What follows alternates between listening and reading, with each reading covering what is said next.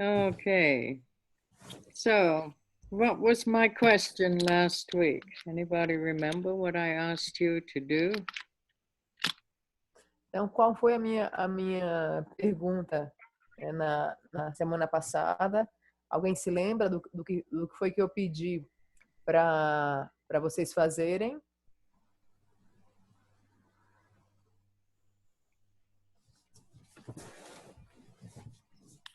I remember two things. Eu me lembro de duas coisas. One was to make the prayer every day and to observe how we relate to it, how it transforms itself throughout the days. I hope I wasn't that's a bad part. So I translate now. Então, eu me lembro que uma das questões era fazer a oração todo dia e observar como que a nossa interpretação dessa oração, como que ela ia se transformando com o passar dos dias e tal.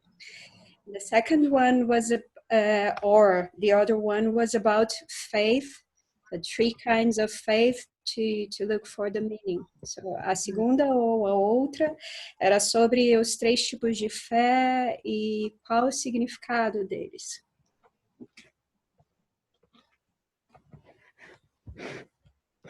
Okay, so as you read the prayer each day, then did you notice that once you understood those words, the definition of those words that I gave you last week, then the meaning was also changing for you?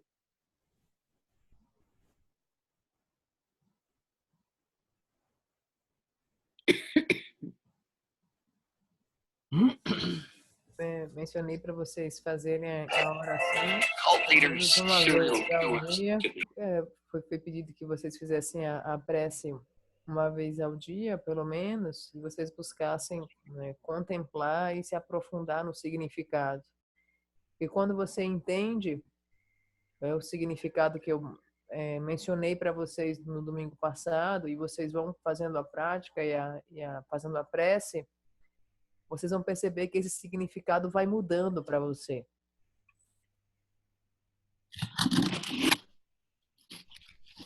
Definition that I gave you of Lama. Fez mais sentido para você essa definição que eu passei para vocês? A gente tem um som estranho. A Anne está perguntando, né, como é que foi a experiência de vocês, se à medida em que vocês procuraram fazer a prece e com essa compreensão dessa primeira significação das palavras que a Anne apresentou no domingo passado, como é que foi durante a semana para vocês? Se esse significado mudou. You think the prayer is helpful for you to remember certain things or not? Vocês acham que a prece ela é útil para vocês? Ela ajuda em algum ponto especial na sua vida?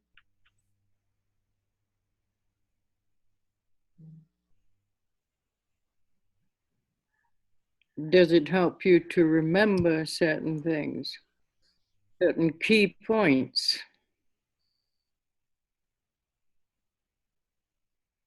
I suppose the prayer is the whole path. It's very deep. Every time I read it, I find something new.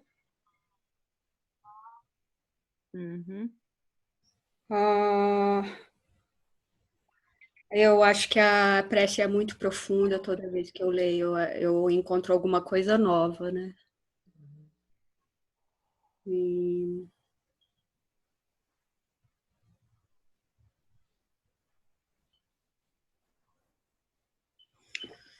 tem essa introdução que é pela graciosa bênção do Lama. And there it has this introduction, which is for each paragraph by the gracious Lama's blessings. E então não tem 3 palavras aí, na verdade, gracious Lama e blessings, que é gracioso Lama e bênção. So there are 3 words actually, gracious Lama's blessings. And they are immense, right? I think it's very inspiring, period. Mm-hmm. The more one repeats it and one contemplates the meaning, then it's very inspiring. And it also keeps you on track. It keeps you focused on the key points of the path. Because I can see, that we're constantly forgetting. We're forgetting what we're doing. Yeah. We're forgetting what the path is about. And it's easy to do because our mind is so distracted by all our thoughts that we lose track of what we're supposed to be doing. We're working with our confusion. And as I often say to you, you're working with appearances, whatever arises to your senses, and how you interpret whatever is arising. So if you interpret it one way, it will just generate more confusion. But if you see it more as it is in its unconditioned aspect, then you're familiarizing yourself with the awakened way of seeing. And that's what we want to do. We need to become so familiar with the awakened way of seeing that it becomes natural to see that way. No, it's natural to see in a confused way because it's our habit. Constantly we see in a way that we get lost in our mental fabrication, we get lost in our projections, and we don't even remember that it's just fabrication, it's just a mental projection, because that's the way we see whatever is happening. That's our reality. So we have to keep reminding ourselves over and over again. Oh, here we go again. I'm getting lost. Yes, what am I supposed to be doing here? I'm supposed to be working with this dualistic vision that's causing me all this suffering and frustration and dissatisfaction and all these ups and downs in my life. This is the root cause, not what's happening outside, but the way I see whatever is happening in my life, the way that I'm interpreting it. Yeah, we get lost, yeah? We get lost in what we're thinking continuously. And so then little transformation takes place. So we need these prayers to remind us. They're so helpful. Over and over again.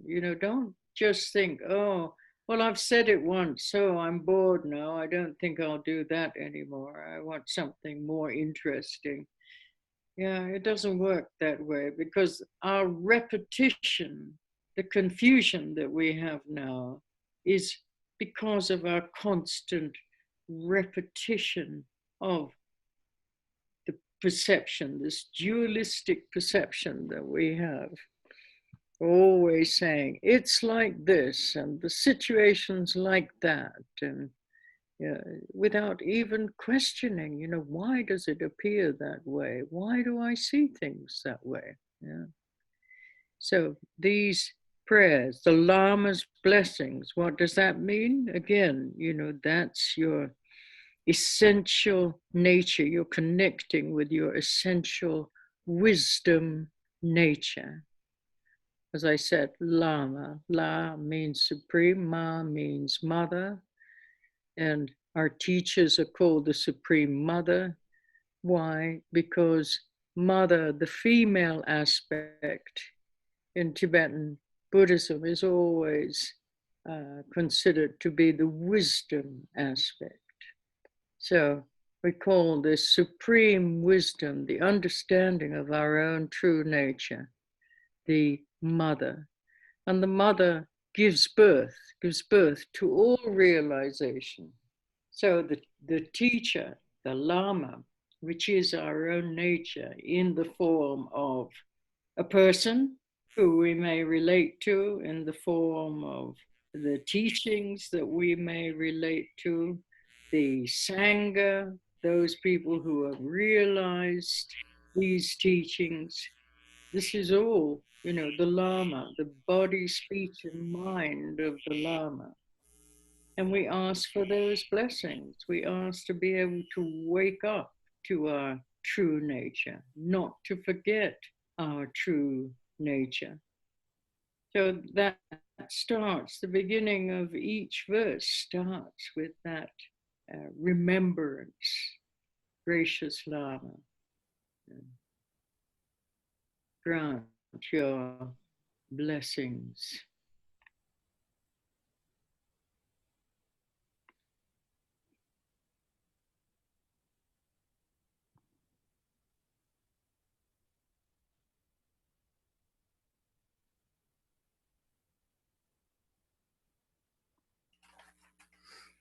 Então, Anne perguntou, ao fazer a prece ela ajuda a lembrar de algumas coisas, ajuda a lembrar de pontos chaves.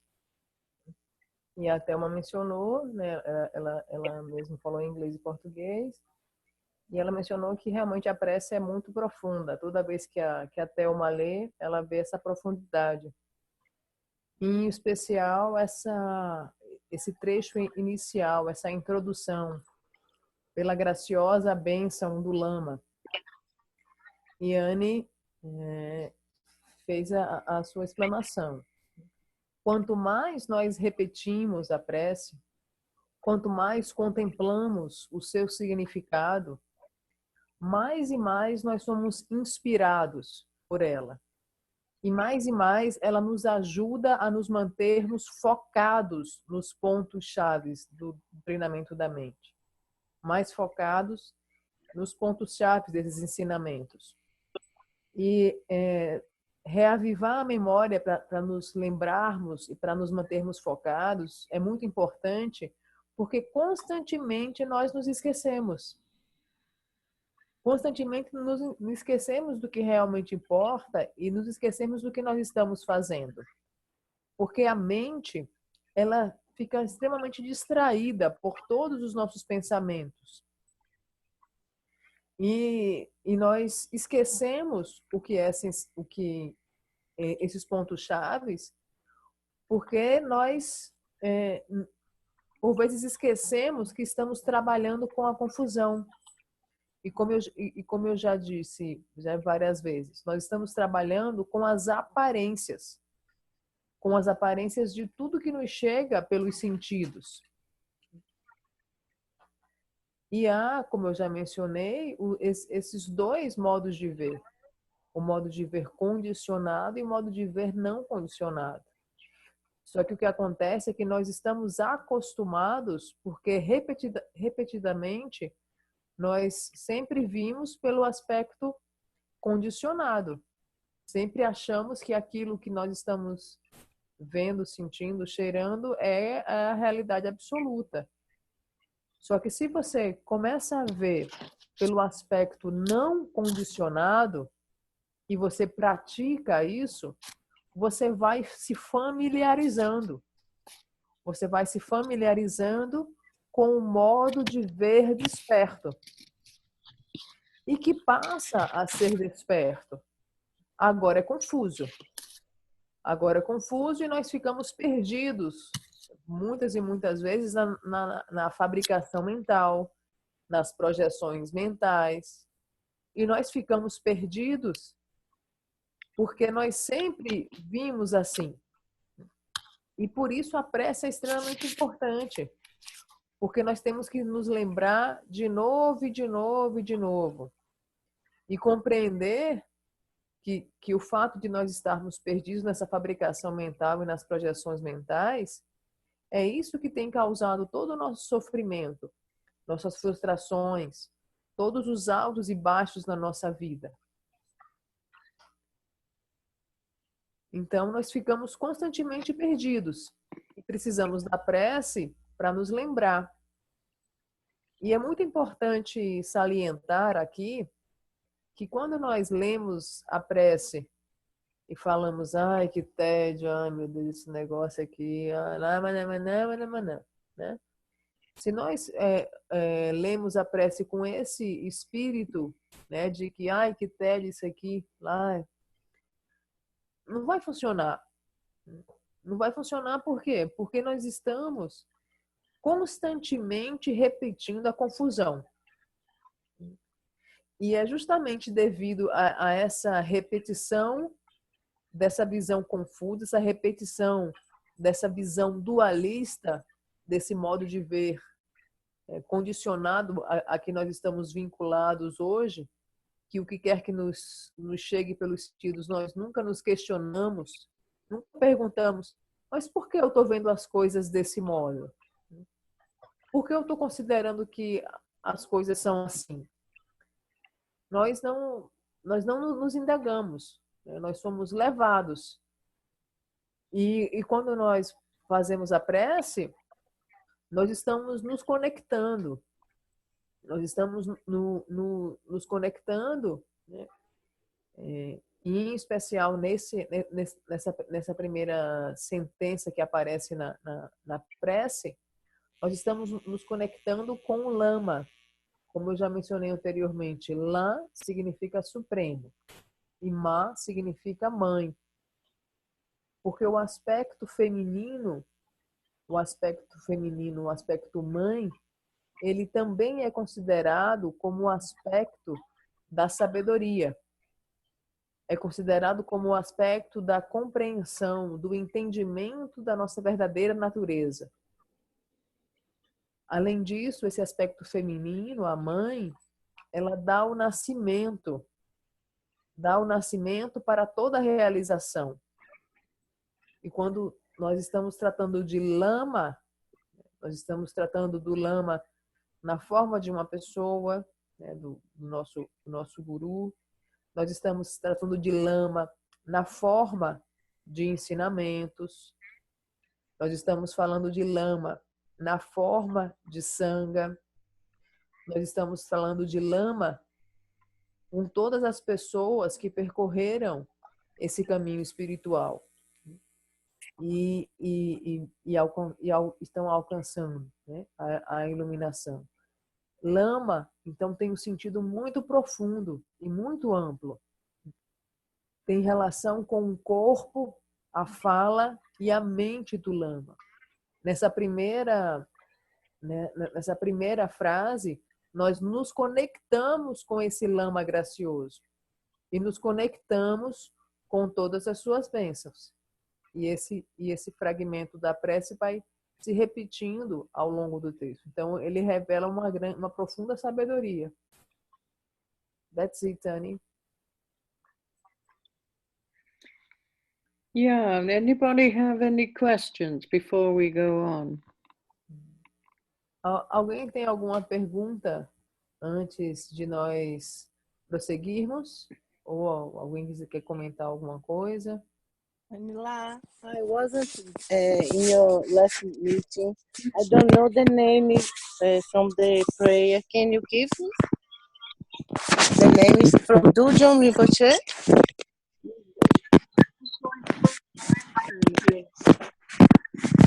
Realize 7-point mind training. Okay. Okay, thank you.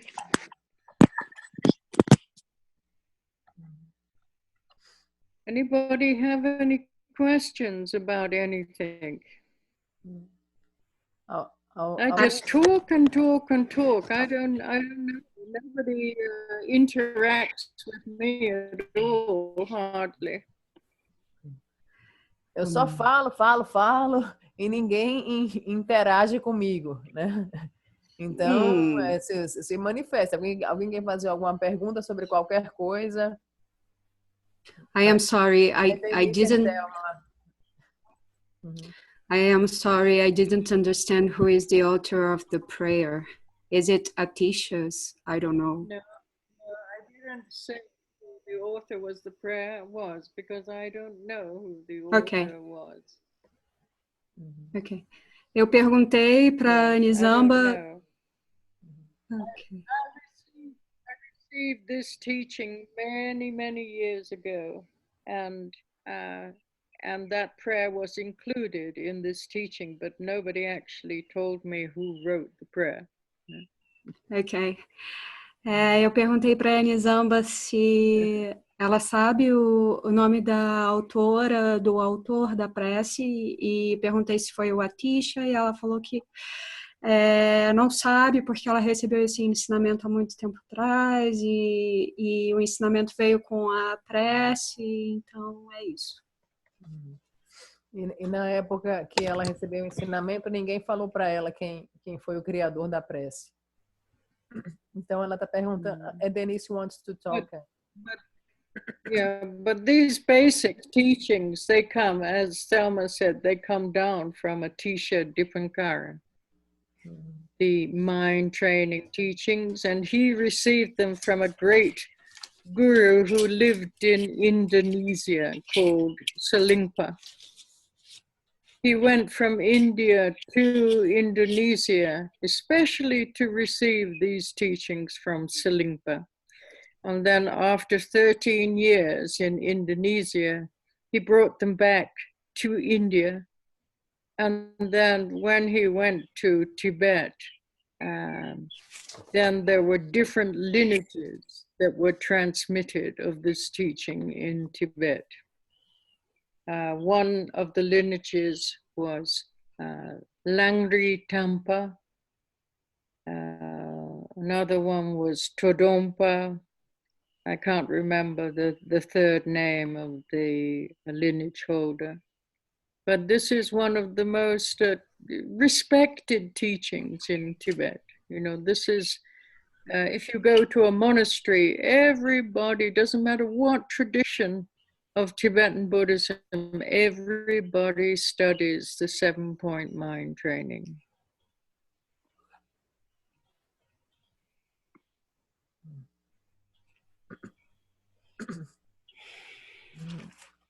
Então, Anne recebeu os ensinamentos.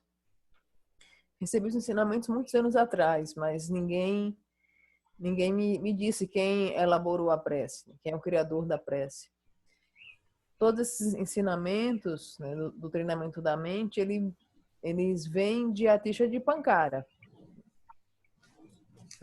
Ele estava na Índia, ele foi para a Indonésia e recebeu esses ensinamentos de Salimpa. E depois de 13 anos na Indonésia, ele voltou para a Índia e esses ensinamentos alcançaram o Tibete em 3 linhagens principais. Me recordo de 2 aqui, né? Que é Larintampa e Todompa. E esses ensinamentos de treinamento da mente, eles compõem um dos mais respeitados ensinamentos no Tibete. Não importa para onde você vá lá, para que templo, para que linha de ensinamento, né? Mas todos estudam os 7 pontos do treinamento da mente. É um ensinamento extremamente respeitado lá, um dos mais respeitados no Tibete. I taught this, yes, when I first came to Brazil from 2001 to 2004, 5, I taught the 7-point mind training in many different cities in Brazil. I thought this was such an important teaching that I really focused on this. Wherever I was teaching, whatever group I was teaching, then I focused on the 7-point mind training.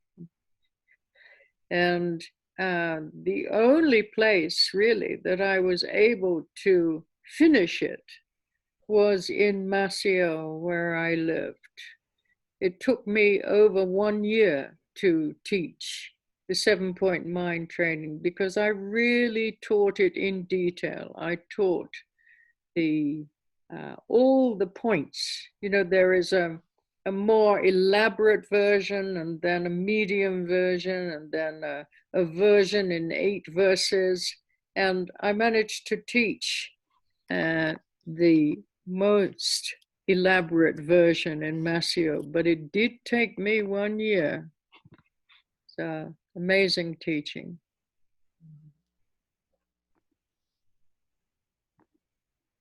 I think there are tapes somewhere. I don't know if Wilton has them. You can check. I taught in Teresina. I taught in Brasilia, Salvador, many different cities, and many people recorded these teachings. So I think you can try to get these teachings from people who have the recordings or the CDs. I think Claudio has quite a lot of CDs in Teresina. Maybe you can check, Carla, who has the long version of the mind training teachings. Uhum.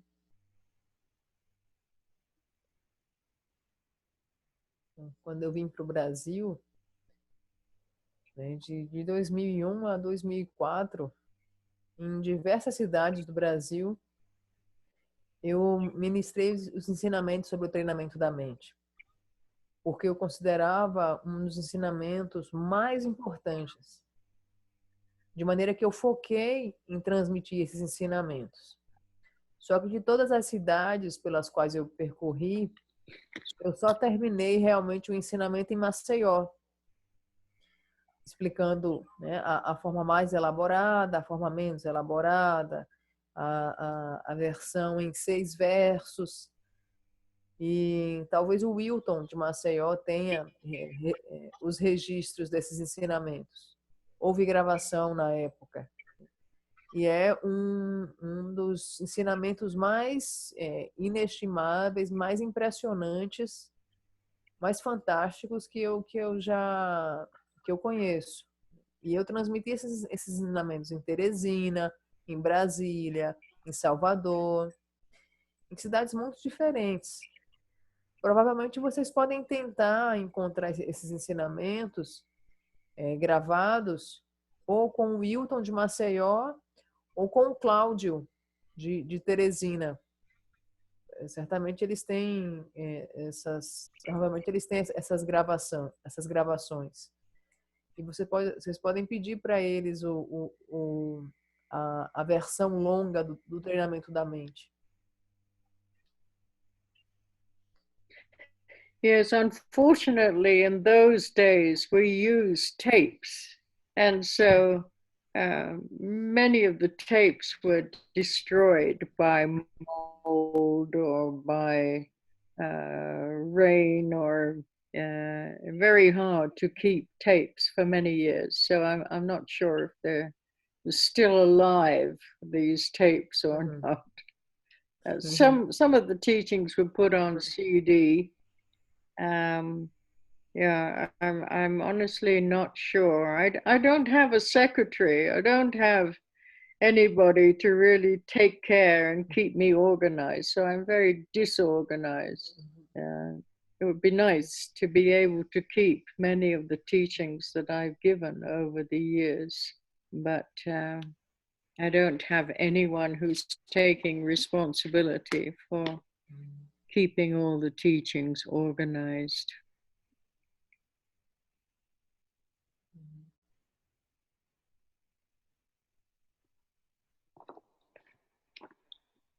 Esses ensinamentos eles foram gravados em fitas cassete, fitas de vídeo. E eu não sei a qualidade desses ensinamentos, se eles ainda existem, se esse material ainda existe. Por causa do tempo, por causa do mofo, por causa de chuvas. E eu sou muito desorganizada com os meus ensinamentos. Seria bom que eu tivesse alguém para poder organizar, né, todos esses ensinamentos.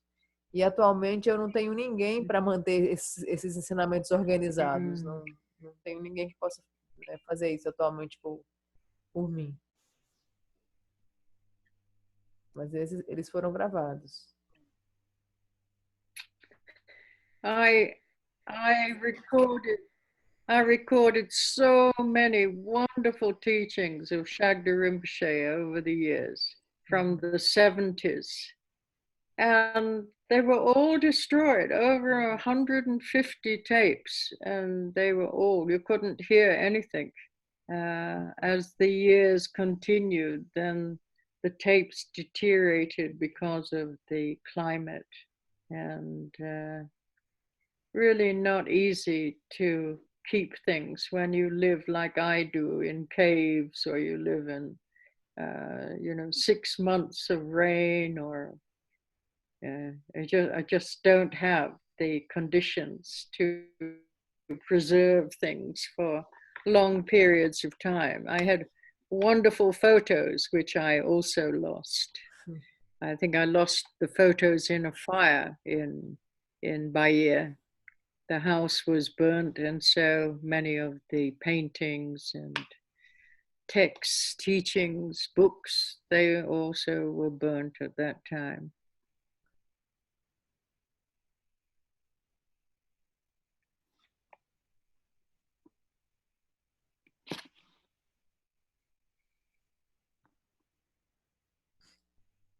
Eu mesma tinha gravado inúmeros ensinamentos do Shagda Rinpoche.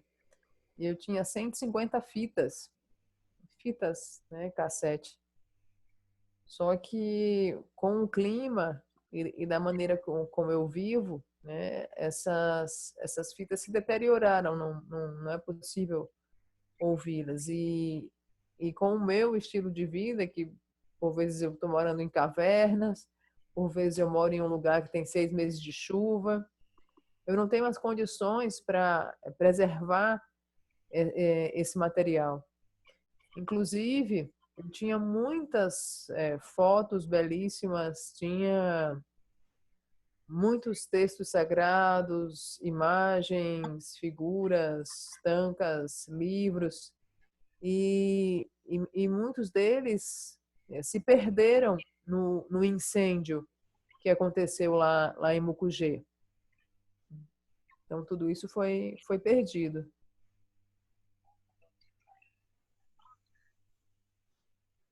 Mm-hmm. Okay, so if you've got no questions, then we'll go on a bit. Denise wants to talk. Oh, Denise, okay. Hi, Denise. Boa tarde, Ana Zamba. Boa tarde a todos. Em relação à prece dos 7 pontos, que você pediu para a gente olhar sobre os 3 tipos de fé. A princípio, eu achei um pouco assim diferente procurar sobre os 3 tipos de fé no Google, pois o Google ele dá inúmeros resultados e qual escolher. Mas eu fiz, e uma coisa muito interessante aconteceu comigo, porque eu abri um site que me deu uma resposta de Gampopa, em O Ornamento Precioso da Liberação. E que Gampopa descreve os 3 tipos de fé, como a fé da confiança, a fé da aspiração e a fé vasta. Isso é traduzido no português. E eu copiei esse resumo todo. E o mais interessante é que eu estou lendo um livro em inglês e eu fui no capítulo sobre a importância da fé e lá estava descrito justamente o que eu tinha encontrado e eu achei muito, muito bom. Que a fé da confiança, e eu gostaria que você explicasse melhor para nós, porque eu, né, não tenho essa capacidade de explicar a fé da confiança, a fé da aspiração e a fé vasta. Foram esses 3 tipos de fé que eu encontrei. E uma coisa que foi muito importante para mim é que eu acho que a maioria das vezes o meu pote está cheio. E isso me atrapalha. Porque eu pensei, esses 3 tipos de fé, é fé no Buda, no Dharma e na Sangha. Já sei, mas não era isso.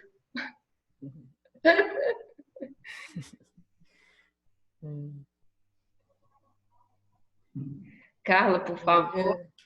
Sim, querida. And then it says that in the most of time she noted that her pot is always plain. When you asked us take a look on Google about the 3 kind of faith, and Denise thought, I know the 3 kind of faith: faith in Buddha, faith in Dharma, and faith in Sangha. I know already, you know. And when she started the research on the internet, she found the 3 kinds of faith. And at the beginning, it was very strange for her that you suggested that we have to take a look in Google, because Google will show so many results. Why does she can choose? And one that it happened something very interesting. She found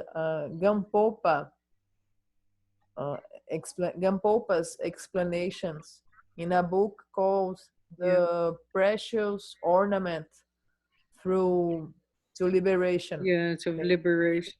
Yeah. And in this book, she could read faith in confidence, faith in aspiration, and vast faith. And at one another interesting thing that happens, that Denise was reading a book, and when she opened the book talked about these 2: the faith in confidence, the faith in aspiration, and the vast faith. And she wants you to explain this more calmly, if you can, Annie.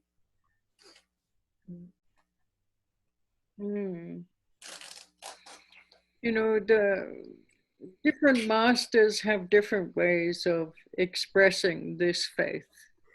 But you look at your faith now. I think much better than reading the books. You look at your own faith. What do you have faith in now? And why do you have faith in it? What kind of faith do you have now? Asking a question, Carla. Okay. Então, muitos mestres têm diferentes maneiras de explicar essas 3 fés. Mas certamente é muito melhor você ter essa fé do que você meramente ficar lendo livros, do que você ler livros. E se você se autoanalisar agora, em que você tem fé agora? Por que você tem fé, essa sua fé agora? E que tipo de fé é essa que você tem agora? Ela está perguntando para você, Denise.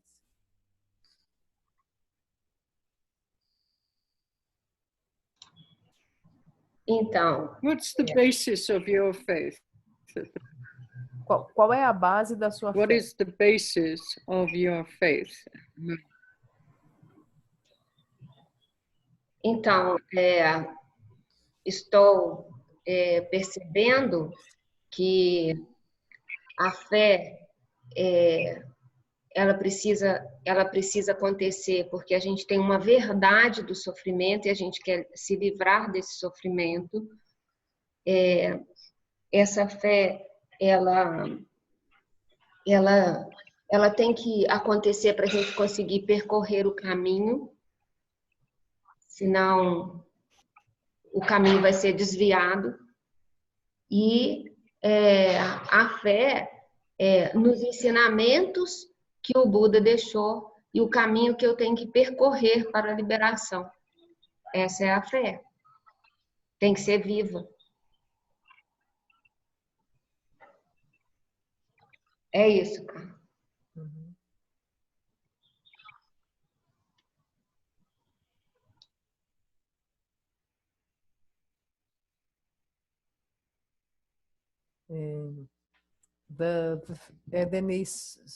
Denise's faith is based on the truth of suffering and the truth that we want to be free from suffering. And this kind of faith is necessary because it can keep us in the path.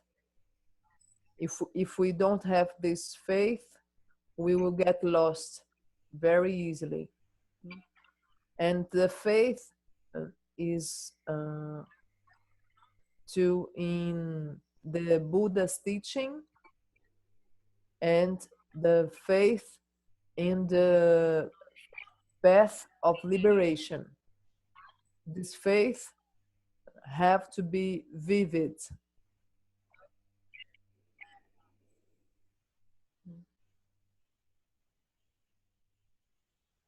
All this, where does it come from? De onde vem essa fé, Denise?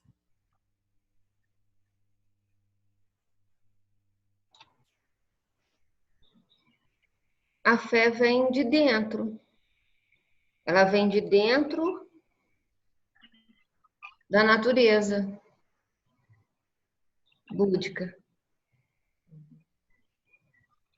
Só pode vir daí. De dentro da natureza pura.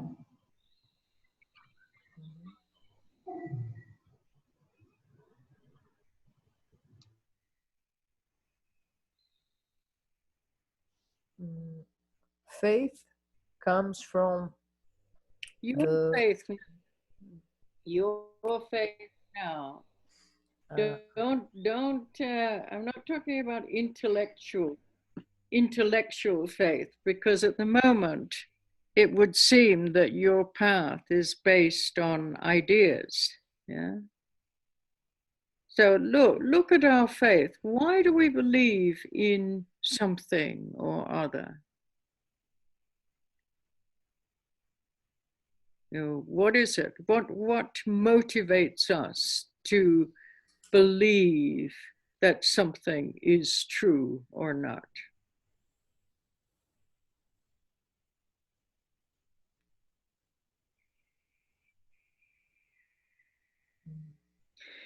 For myself personally, if I look at my own faith over the years, I am not a person to have blind faith. It doesn't work for me.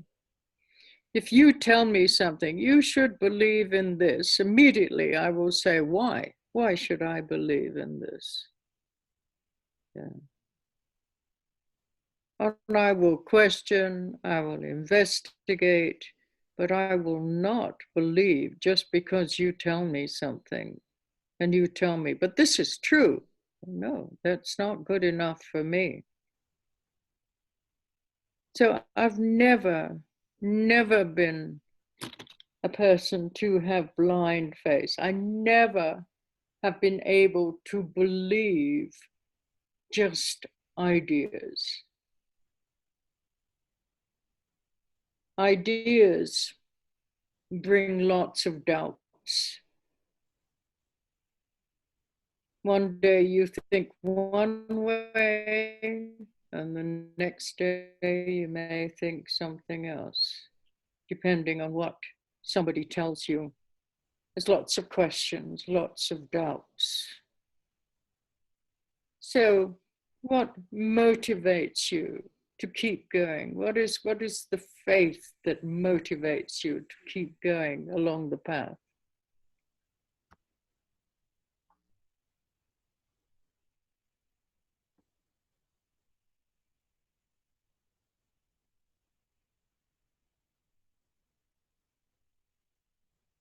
For me, it's the results, result.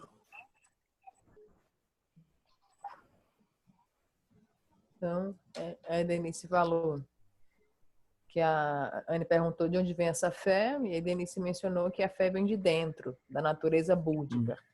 Só pode vir de dentro da natureza búdica. Faith, Annie asks to Denise, and where does this faith come from? And Denise answered, faith comes from the inside of the Buddha's nature. It can only come from the true nature. And Annie complete. I'm not talking about intellectual faith. It seems that in your path is based on intellectual faith. We need to ask what can really motivate us to think that something is true or not. For myself, for example, if I take a look at my own faith, I can see that I don't have blind faith. It's not my style. It's not my characteristic. If you tell me something, I do not believe it immediately as blind faith. I certainly will ask, why it is like this? I go beyond. I investigate. I make research. I'm interested in knowing more and more. I don't accept anything that somebody says, this is the truth. It's true. It's not enough for me. I do not believe in ideas, because ideas come full of doubts. In one day, you have an idea. In another day, there are many questions, many doubts about this. Carlos, Eu vou falar em português. Né? Então, quando a Anne mencionou, ela não está falando de fé intelectual. Né? Parece que o nosso caminho, muitas vezes, se baseia em fé intelectual. E foi perguntado, né, o que nos motiva para que algo seja verdadeiro ou não? Então, olhando para mim mesma, analisando a minha própria experiência, se eu olhar para a minha fé, eu posso dizer para vocês que a minha fé não é o tipo fé cega. Fé cega não é o meu estilo de forma alguma. Se você me diz algo e você afirma isso categoricamente, diz isso é verdade, eu vou perguntar, mas por que você acha que isso é verdade? Por que você acha que isso é assim? Eu vou investigar, eu vou pesquisar mais e mais profundamente. Porque para eu ouvir de alguém que isso é verdade e isso basta, isso não é suficiente para mim. Eu nunca acredito em ideias. As ideias, elas vêm cheias de dúvidas.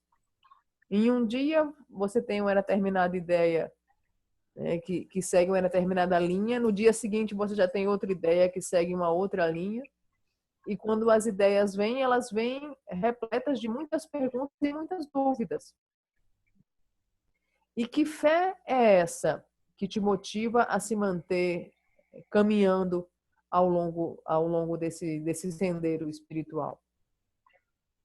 De onde vem essa fé? Que fé é essa que te motiva?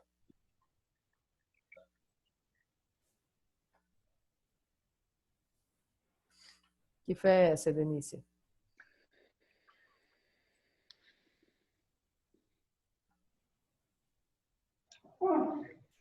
I think our faith changes, constantly changes. The more we practice, then instead of believing something, then it changes into confidence because one directly sees the true nature. One doesn't believe in it, one sees it. So then, that is a very different kind of faith. It can't be shaken.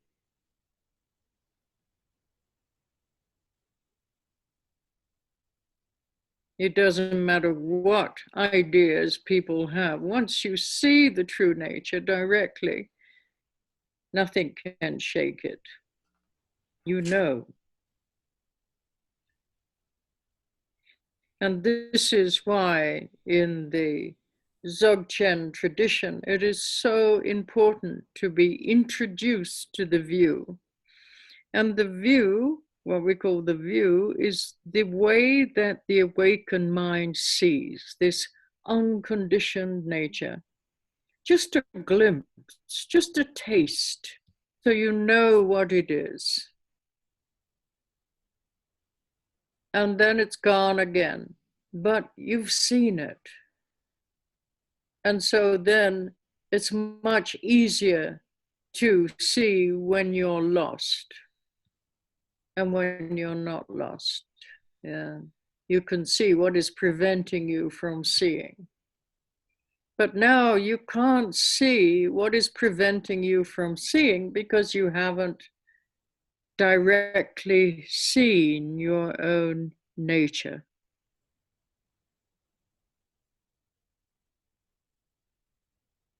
So it's not intellectual, it's beyond ideas, beyond concepts. It's tasting something. It's tasting the truth. Not imagining what the truth is, but tasting it so you know without a doubt, oh yes, this is it.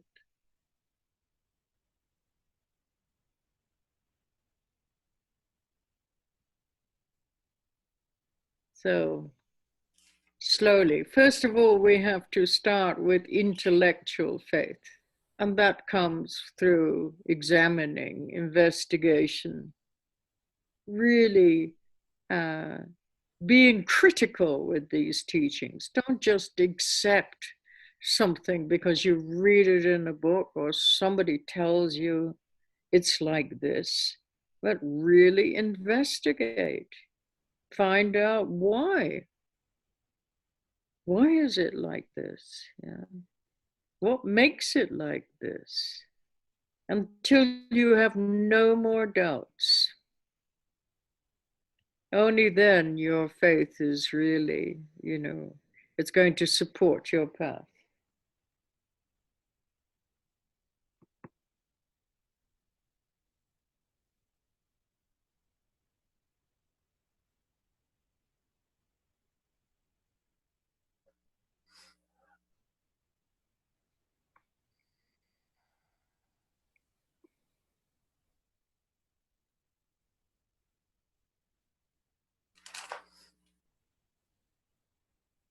Então, a Anne falou, a nossa fé, ela constantemente muda. E quanto mais nós praticamos, mais a nossa fé deixa de ser fé e vira confiança. Nós não meramente acreditamos, nós temos certeza, temos convicção, porque nós fomos capazes de ver. fomos capazes de experimentar. Então, esse é um tipo de fé muito diferente, porque é uma fé imperturbável, é uma fé indestrutível, é uma fé inabalável. Quando você vê a verdadeira natureza diretamente, nada pode abalá-la, nada pode perturbá-la. Em especial nos ensinamentos de Dzogchen, inicialmente é apresentado esse termo chamado visão. A visão concebida como o modo como a mente desperta vê. E você tem lampejos. E você vê com essa mente desperta, e aí isso se vai de novo. Você vê a verdadeira natureza em um determinado momento e aquilo se esvai novamente. Só que você viu. E quanto mais você vai vendo, vai ficando mais e mais fácil de ver. Vai ficando mais e mais fácil de ver quando você está confuso e perdido. E você se torna mais hábil em ver o que é que está te impedindo de ver claramente. O que é que está te impedindo de ver claramente a sua verdadeira natureza. E você tem essa destreza porque você experimenta. Você experimenta a verdadeira natureza. Você experiencia a verdadeira natureza. Sem que reste nenhuma dúvida. E aí você diz, sim, é isso aqui. Isso é a verdadeira natureza. Então, devagarzinho, nós vamos prosseguindo nesse caminho. Mas, primeiramente, nós vamos ter essa fé intelectual. E diante dessa fé intelectual, nós vamos buscar examinar, investigar, vamos buscar sermos críticos com esses ensinamentos. Não acredite meramente porque você leu em algum livro ou alguém falou para você. Descubra. Tenha esse espírito de busca, de inquietação em examinar mais profundamente. Por que isso está sendo dito dessa forma? Por que se diz isso? Investigue até que você não tenha mais dúvidas. E é só através da experienciação, é só quando você experiencia que a sua fé se torna essa confiança e então ela vai poder apoiá-lo em todo o seu caminho. That's it, Tani. I could understand.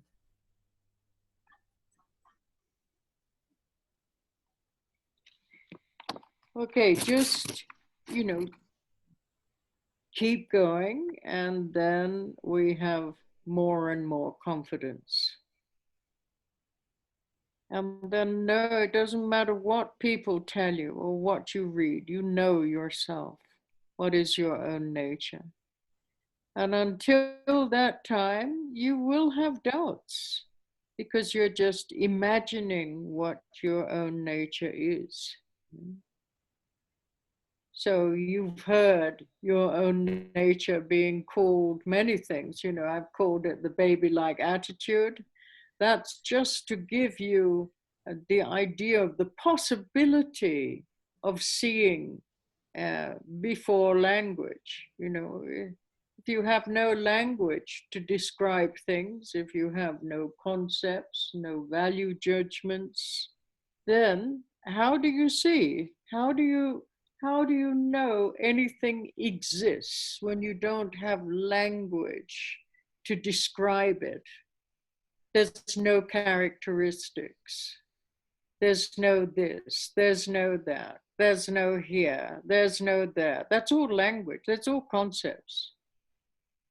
So before language, before value judgments, before reference points, because reference points are just concepts, just that possibility of seeing in that open, spacious way,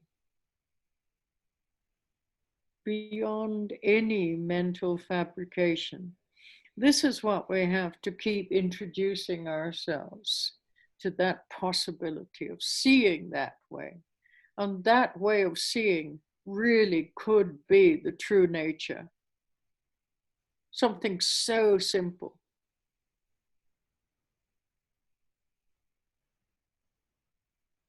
We just don't have confidence in that possibility because we're so frozen in theory. We always relate to things on a conceptual level, hardly ever on a perceptual level.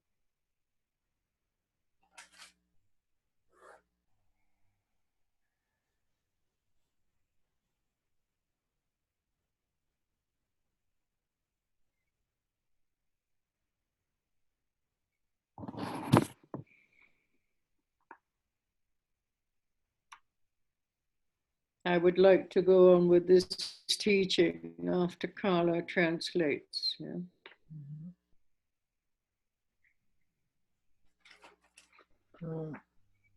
Continue praticando e teremos mais e mais confiança.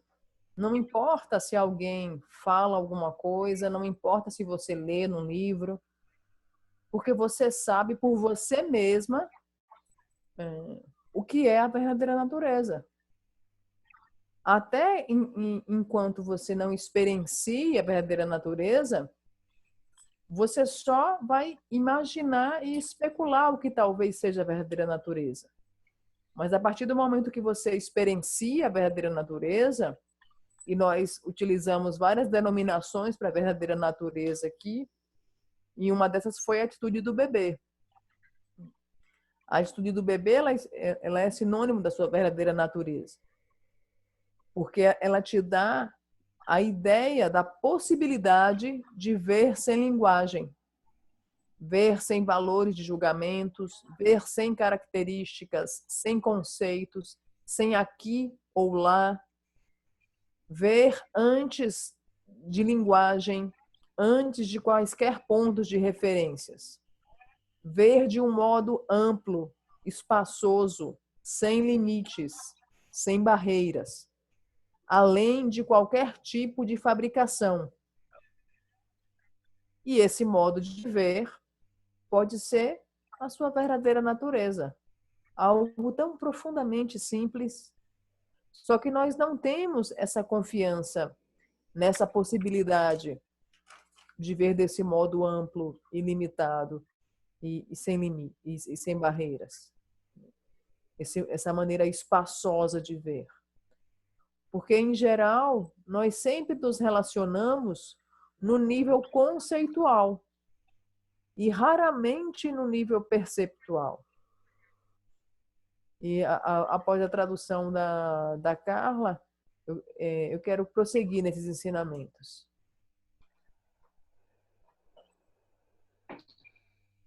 That's it, Sunny. Okay, so now let's come back to the teaching. I want to, this week, just examine your faith. What do you believe in and why do you believe in it? Yeah?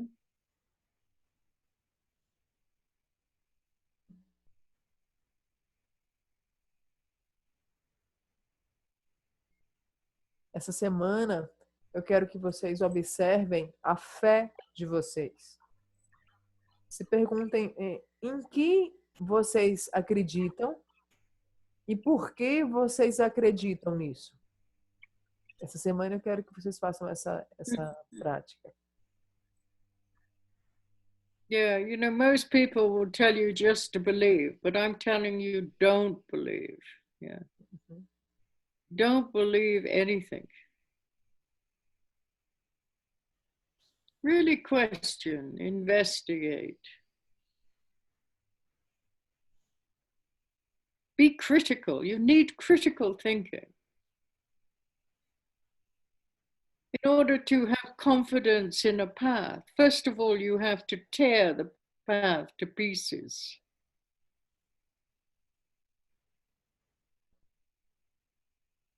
You know, you can't take refuge. It's ridiculous. You know, people saying, who wants to take refuge? And you put your hand up and you've got no idea what the Buddha is, what the Dharma is, what the Sangha is. Oh, I want to take refuge. My friend's taking refuge.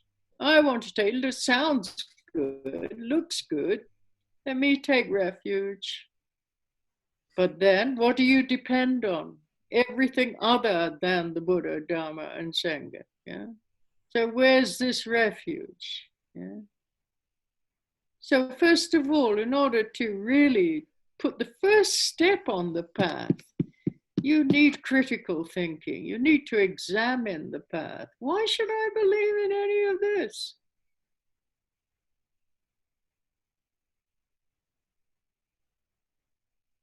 Then you have more confidence. Then you might be ready to take refuge. But not just because somebody says, who wants to take refuge? Me, me, me, I want to take refuge.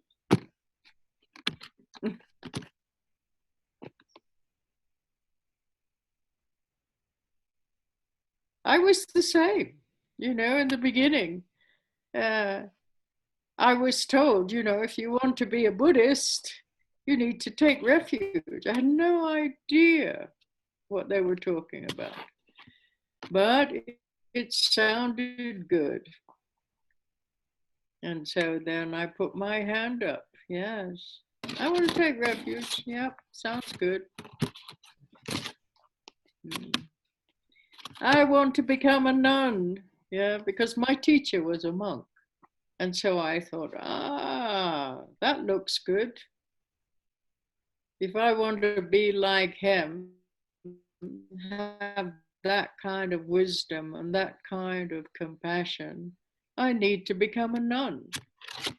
And so then I went to him and I said, I want to become a nun, please. And he just laughed at me. And I said, why do you want to become a nun? He said, do you like the clothes? Maybe you just like the clothes or the haircut. Yeah. I had long hair at those days. Wild and wonderful hair. Is that why you want to become a nun? You like the clothes. You like the haircut. You like the look. It's just like an acid trip to you, isn't it? It's just like taking LSD. That's what he said to me. Just like taking LSD for you at the moment. You have no idea why you want to become a nun. What's your motivation for becoming a nun? You go away and think about it. And when you're clear about your motivation, come back and see me. Oh dear. I wasn't expecting that. I thought it'd be easy. Yeah. I want to become a nun, and then the next day I become a nun. Oh no. I had to check carefully. Why? You don't need to become a nun, he said. Why do you want to become a nun? To practice. Good question. Why did I think changing my clothes and changing my haircut was the answer to liberation?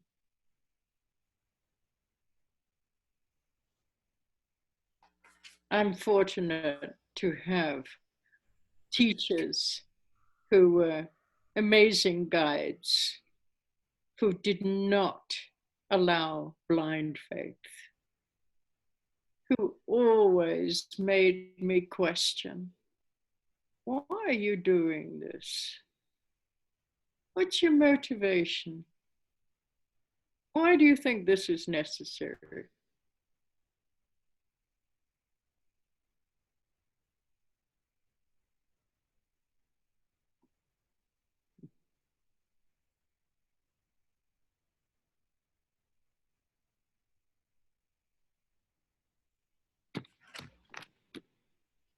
Então, essa semana, quero que vocês observem a fé de vocês e se perguntem em quem vocês acreditam.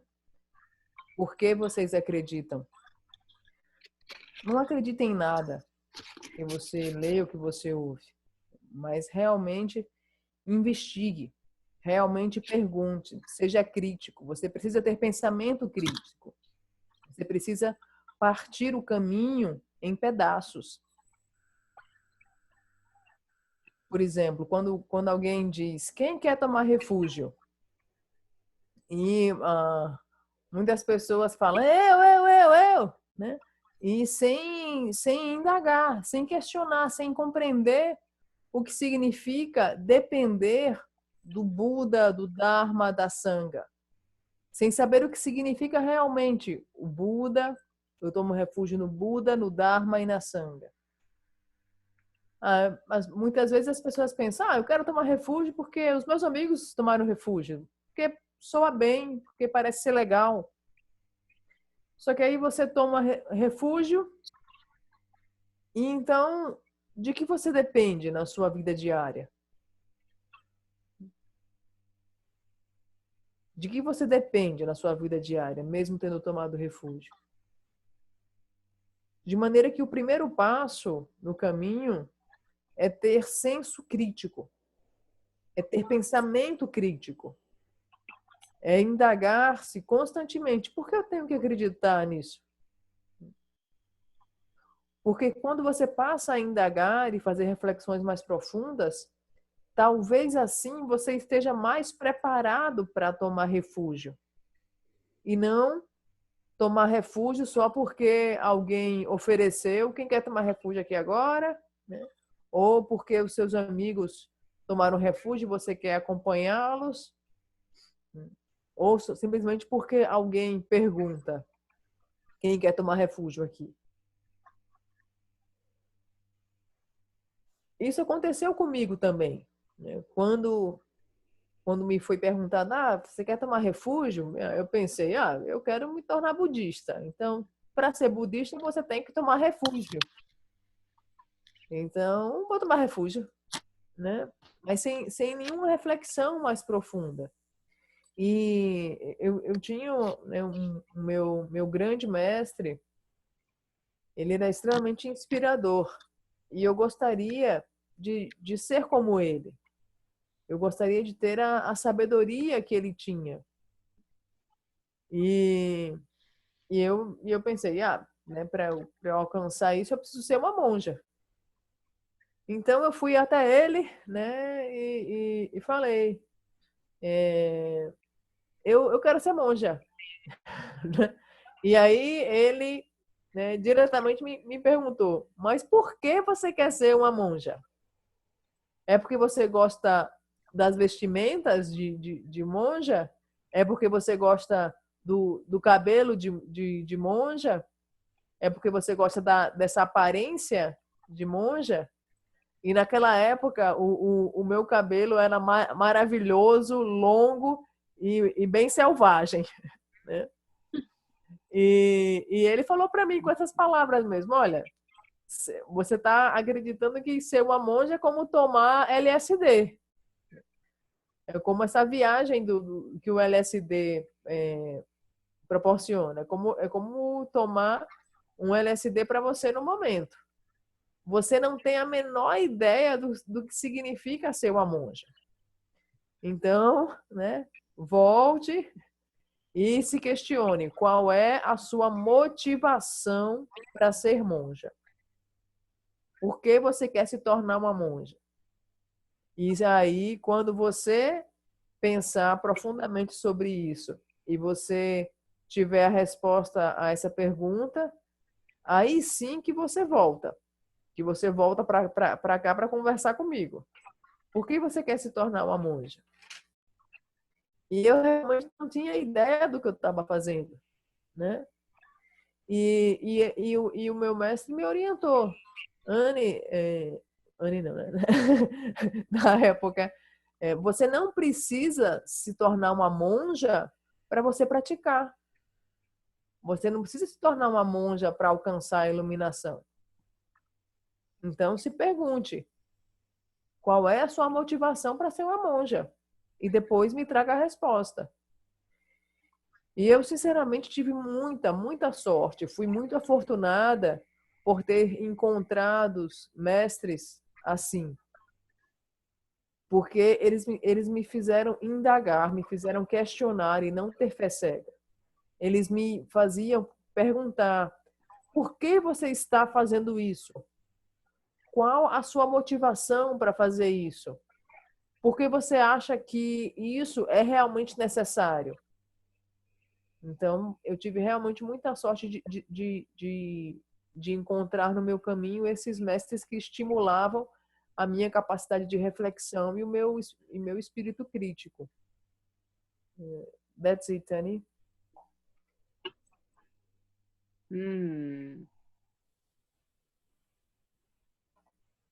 Yeah, it's so interesting. After I met that teacher, then I went back to England and I thought about what I wanted to do with my life. And I didn't want to get married. I wasn't interested in particularly earning a lot of money. I thought about everything that I could possibly do, and nothing seemed to really inspire me that much. But I thought about this teacher's wisdom and his amazing ability to respond to the needs of others. He always was there for everybody. He gave so much, helped so many people who came to see him. And I thought, oh, I really want to have that kind of wisdom and that kind of compassion. And if it means, that I need to focus my life, I thought, well, becoming a monja, it's a commitment. I need a commitment because I'm so wild and so distracted. One day I'm doing this, the next day I'm doing that. But if I become a monja, then I'm really making a commitment to a path, both an inner commitment as far as the guidelines that we have to observe, and an outer commitment. Every time I look at my clothes, I see what I've committed my life to. So then I went back and I said, I really have checked. And I feel this is the best thing that I can do with my life in a way that not only can benefit myself, but benefit others as well. So he said, you really sure about that? And I said, yes, I've really had an opportunity to check, examine, investigate. And I have no more doubts. This is what I want to do with my life. And only at that time, when he saw that I was really sure of my motivation as to why I wanted to become a nun, did he agree. And then he took me to his teacher in India, who was one of the Dalai Lama's teachers. And then they did the ordination ceremony there. But it is a question, an old student of mine a few years ago, he said to me, I want to become a monk. I said, really? Are you sure? He said, yes, I want to become a monk. So then I said to him, well, come with me to Nepal. And then you can see, how the monks live there. And if you really want to become a monk, you can talk to the different teachers, and one of these teachers can give you the vows if you're really sincere and sure. So we went from one master to another, and we went to see one teacher, and the teacher said, how long have you been a Buddhist? And this person said, 10 years. Oh, so the teacher said, what practices have you done? And he could not tell this teacher that he had really practiced, not even one. method of meditation, really sincerely practiced. So then the teacher said to him, well, if you really want to become a monk, before you become a monk, I want you to do 4 nundros, not 1, 4 times 500,000. Yes? So each of the practices, you do 100,000 prostrations, 100,000 Vajraseva, 100,000 mandala, 100,000 Guru Yoga, and maybe you do 100,000 poa, depending on the, so that's like 500,000 repetitions. Not once, but 4 times over, he said to this student of mine. And then you come back and see me. And if you still want to become a monk, I'll give you ordination. And then we went to another great master, and exactly the same. Okay, if you want to become a monk, you do 4 nundros, not 1 nundro, but 4, because they all saw that he did not have that level of commitment. He wasn't ready to make any commitment to anything.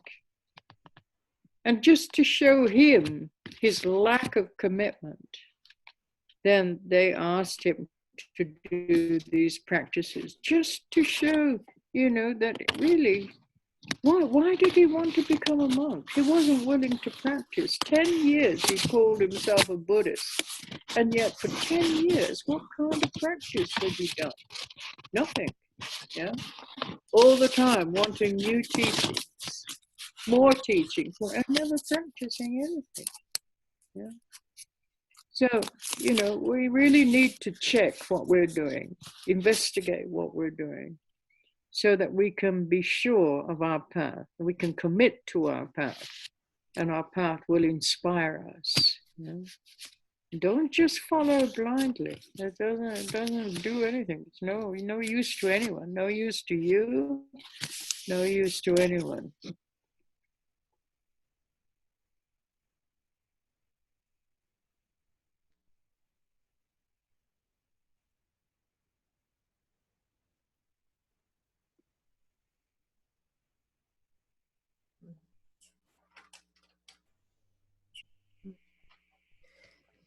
E quando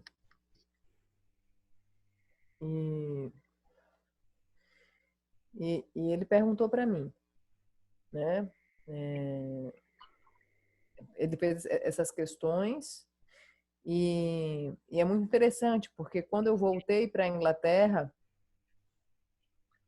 ele perguntou qual é a sua motivação para querer ser monja, né? Vai refletir sobre isso e depois você me traz a resposta. E é muito interessante porque quando eu voltei para a Inglaterra, eu realmente me indaguei a respeito daquilo. O que eu queria para minha vida? O que eu queria para minha vida? O que eu queria fazer o resto da minha vida? E aí eu refleti. Eu não queria ser casada. Não queria me casar. Eu também não queria viver a vida normal de trabalhar loucamente e ganhar rios de dinheiro. Também não queria. De maneira que não havia nada mais que me inspirava do que a sabedoria, né, do meu mestre. Daquela sabedoria maravilhosa de poder responder às necessidades dos outros. E tantas pessoas vinham vê-lo e tomar seus ensinamentos e aconselhamentos. E eu queria ter esse tipo de compreensão e sabedoria. E eu queria ter esse tipo de compreensão e sabedoria para poder realmente responder às necessidades dos demais. Só que para que eu possa ter essa sabedoria, essa compaixão, essa sabedoria, eu preciso de compromisso. Eu preciso assumir um compromisso porque eu sei que eu sou muito selvagem. Eu sou muito selvagem, muito rebelde, sou muito distraída.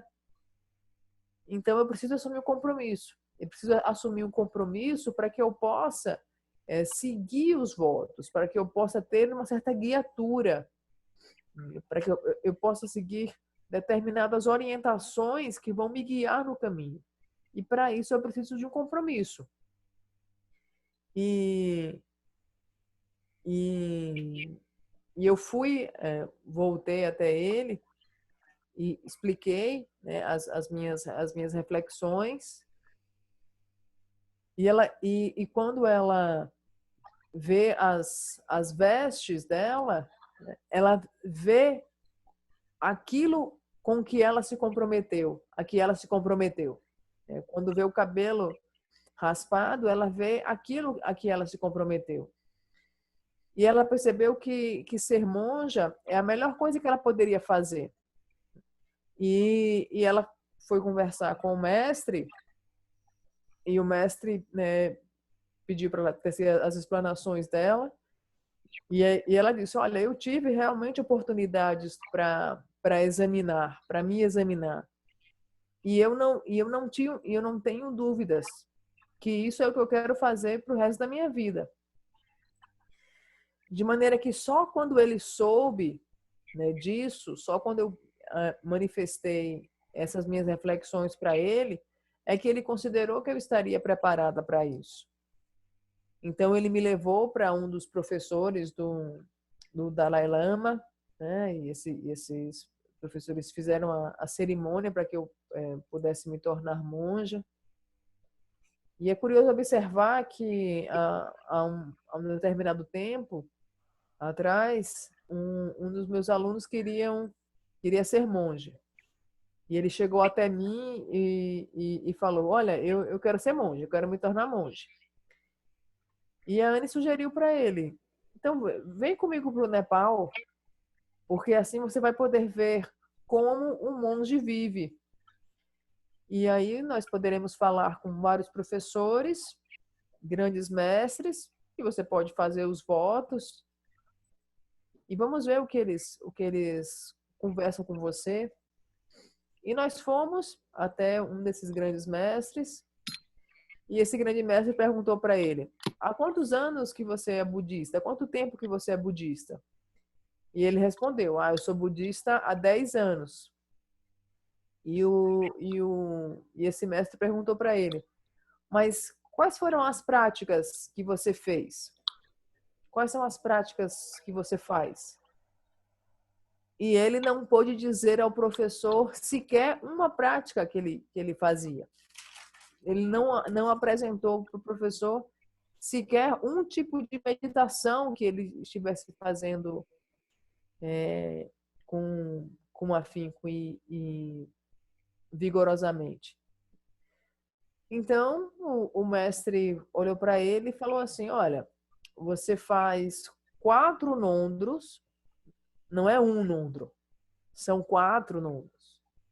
Então, 1000 repetições de mantra, 1000 repetições de Guru Yoga, 1000 prostrações, 1000 poa, alguns nondros têm... 100.000. Perdão. Obrigada. 100.000 mantras, 100.000 Guru Yogas, 100.000 prostrações. Em algumas vertentes são 100.000 poas, ou outras não, né? Mas são essas centenas de milhares de práticas, e isso 4 vezes. São 4 nondros. Aí, depois que você fizer os 4 nondros, você volta até mim, que aí nós podemos iniciar, né, o seu processo de se tornar monge. Aí, tudo bem. Aí eles foram e chegaram a um outro mestre. E aí o outro mestre falou também para ele: olha, se você quiser ser monge, primeiro você precisa fazer 4 nondros. E todos os mestres a quem nós nos aproximávamos, eles falavam a mesma coisa. Porque todos eles sabiam que esse rapaz ele não tinha condições nenhuma de assumir compromisso. Ele não sabia realmente o que ele estava fazendo. Ele não sabia por que ele queria se tornar monge e quais as consequências disso. Então, ele passou 10 anos da vida dele sendo budista.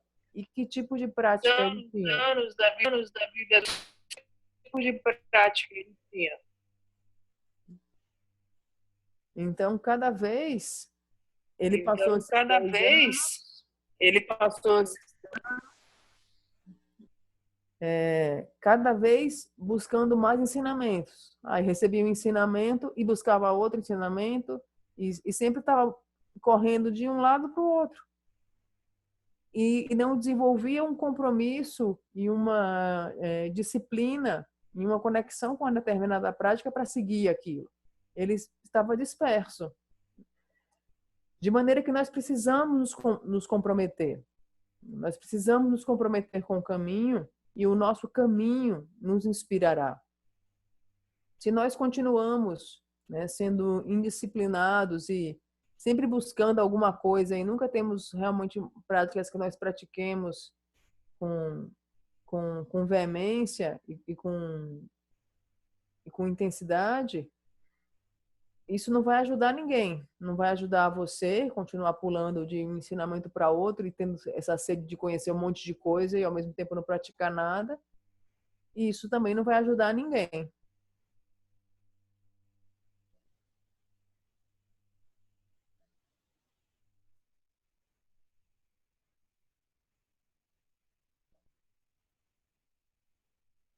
That's it, then. Okay. Mm-hmm. Okay, let's come back to the teaching. Otherwise, I'm never going to finish this last few pages. So, as I was saying the last time, I gave you an example of a practitioner that I met in 1979. And he came to me and he said, "Oh, I have this and this problem. What should I do?" And then I gave him instructions what to do. And then the next time I see him a year later, then he says that he has all these new problems.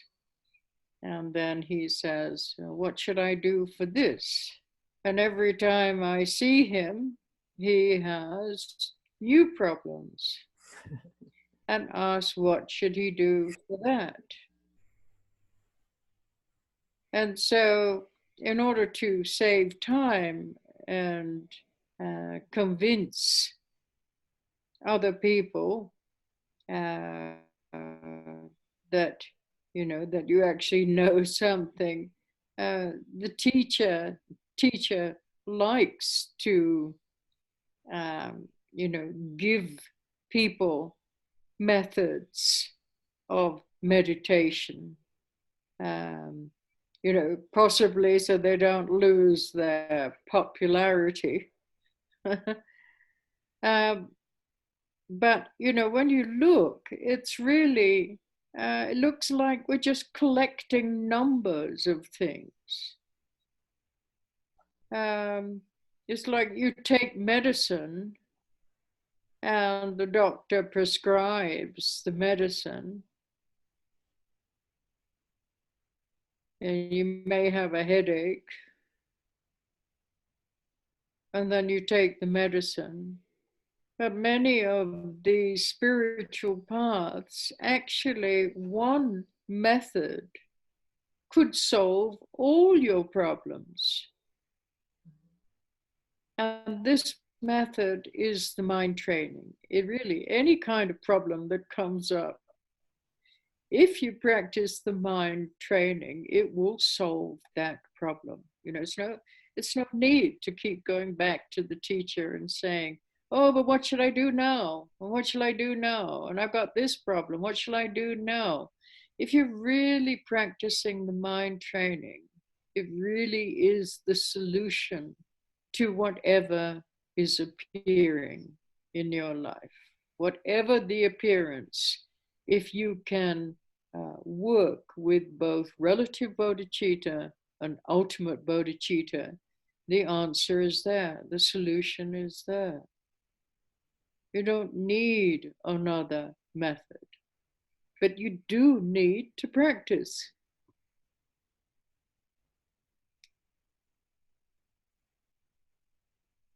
So then, you know, we have our present problems of so and so. But then whenever there's any unfavorable circumstances, when we're going through pain,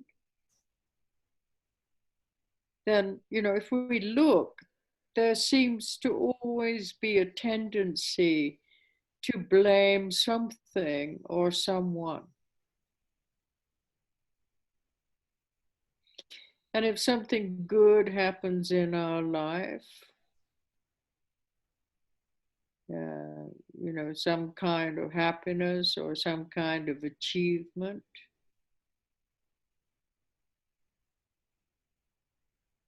we really, you know, also see that as the cause is something external.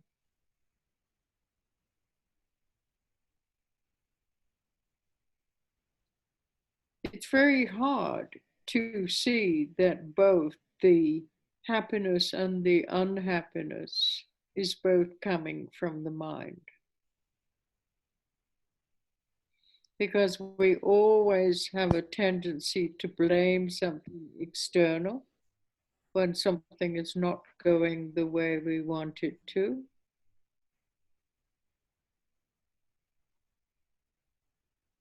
And many times we always run after something external to feel good. Usually when something happens that is unfavorable in our life, and then we try to, you know, find the cause of the problem in something that may have happened to us before. For example, if you're into Freud, then, you know, virtually all your problems come from your childhood. But in Buddhism, we don't go back to the childhood. We just look at our own mental conditioning to find out the cause of the problem. The way we see now is because of all our habits and tendencies of the past, which condition our perception to see things in a certain way. And then we have other habits and we react to what we see in specific ways. And this constantly generates what is happening in the present and what will happen in the future. You know, how you react to what is happening in the present, then that conditions how you will see whatever arises in the future. It's, you know, it's constantly these lenses that we wear. You know, if we use the example of colored lenses in our glasses, then when you put yellow lenses in your glasses, then the world appears as yellow. And when you change the lenses to red, the world will appear as red. And when you change the lenses to blue, the world appears as blue. And if you don't know that the cause of the yellow or the red or the blue world is actually the lenses in your glasses, then of course you will blame whatever you see as being the cause of the problem. So we have to have confidence that it is these what we call karmic filters that are conditioning the way we see now, that makes us see things in certain ways and makes us experience things in certain ways by the way that we interpret what is happening in our life. And how we react to what we think is happening conditions our future experiences. So this is all what we call karmic filters. The past conditions the present, how you react to what you think you see in this present moment will condition your future perception.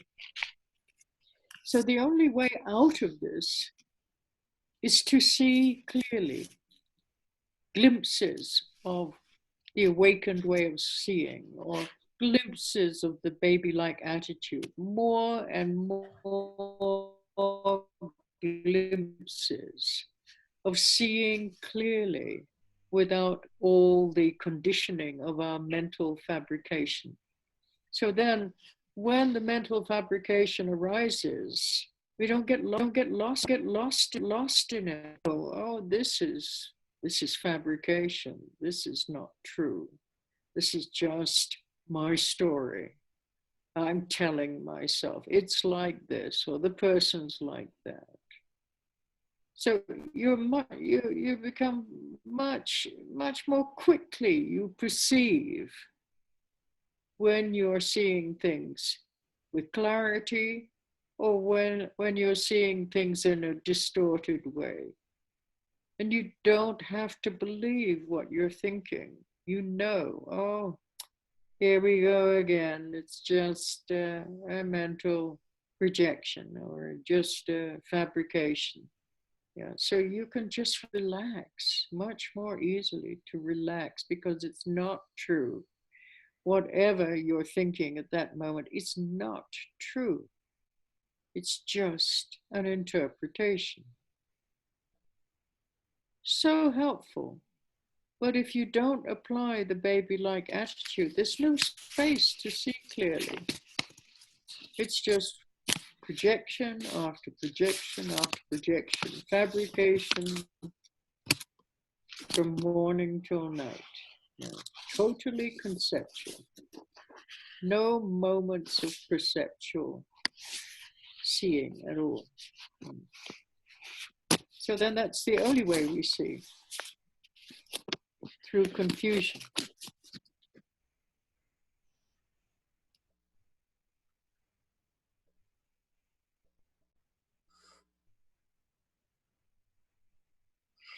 So better not to, always look for something new to practice, but actually practice, any one of these methods that we're given. Really practice sincerely. Put your effort into practicing. Whether it's deity practice, or Dzogchen, Trekchö, Shamatha. Don't always look for something new all the time. Otherwise, you'll never go deeply into anything. Yeah? It just becomes very materialistic, our practice. Doesn't really go anywhere. You end up fooling yourself that you're on the path when you're not at all.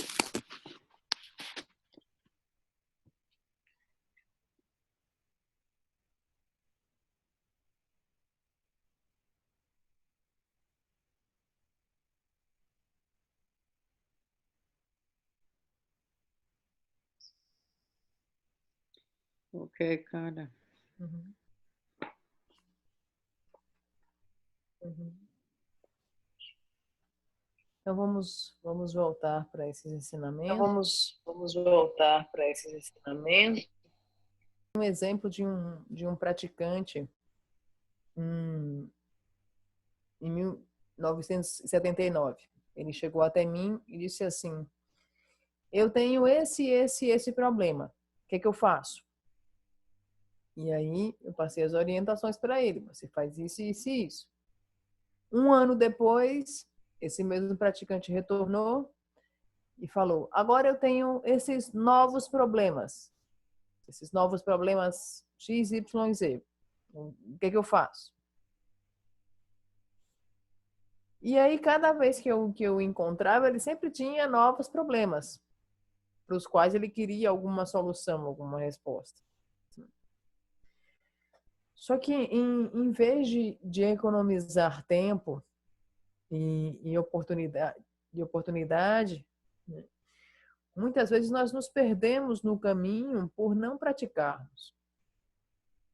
O professor, ele dá às pessoas, geralmente, inicialmente, vários métodos de meditação, né, possivelmente para não perder a popularidade.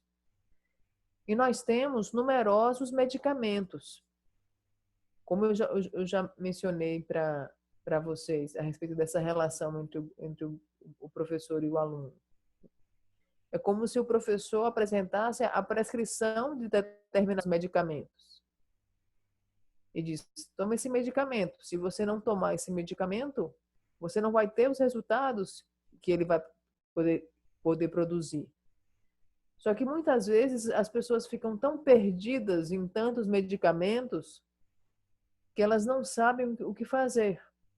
Quando, na verdade, um único método, pode solucionar todos os seus problemas. E esse método é o remédio. E esse método é o treinamento da mente. Você não pode voltar para o seu professor para que o seu professor faça alguma coisa se você não fez a prática.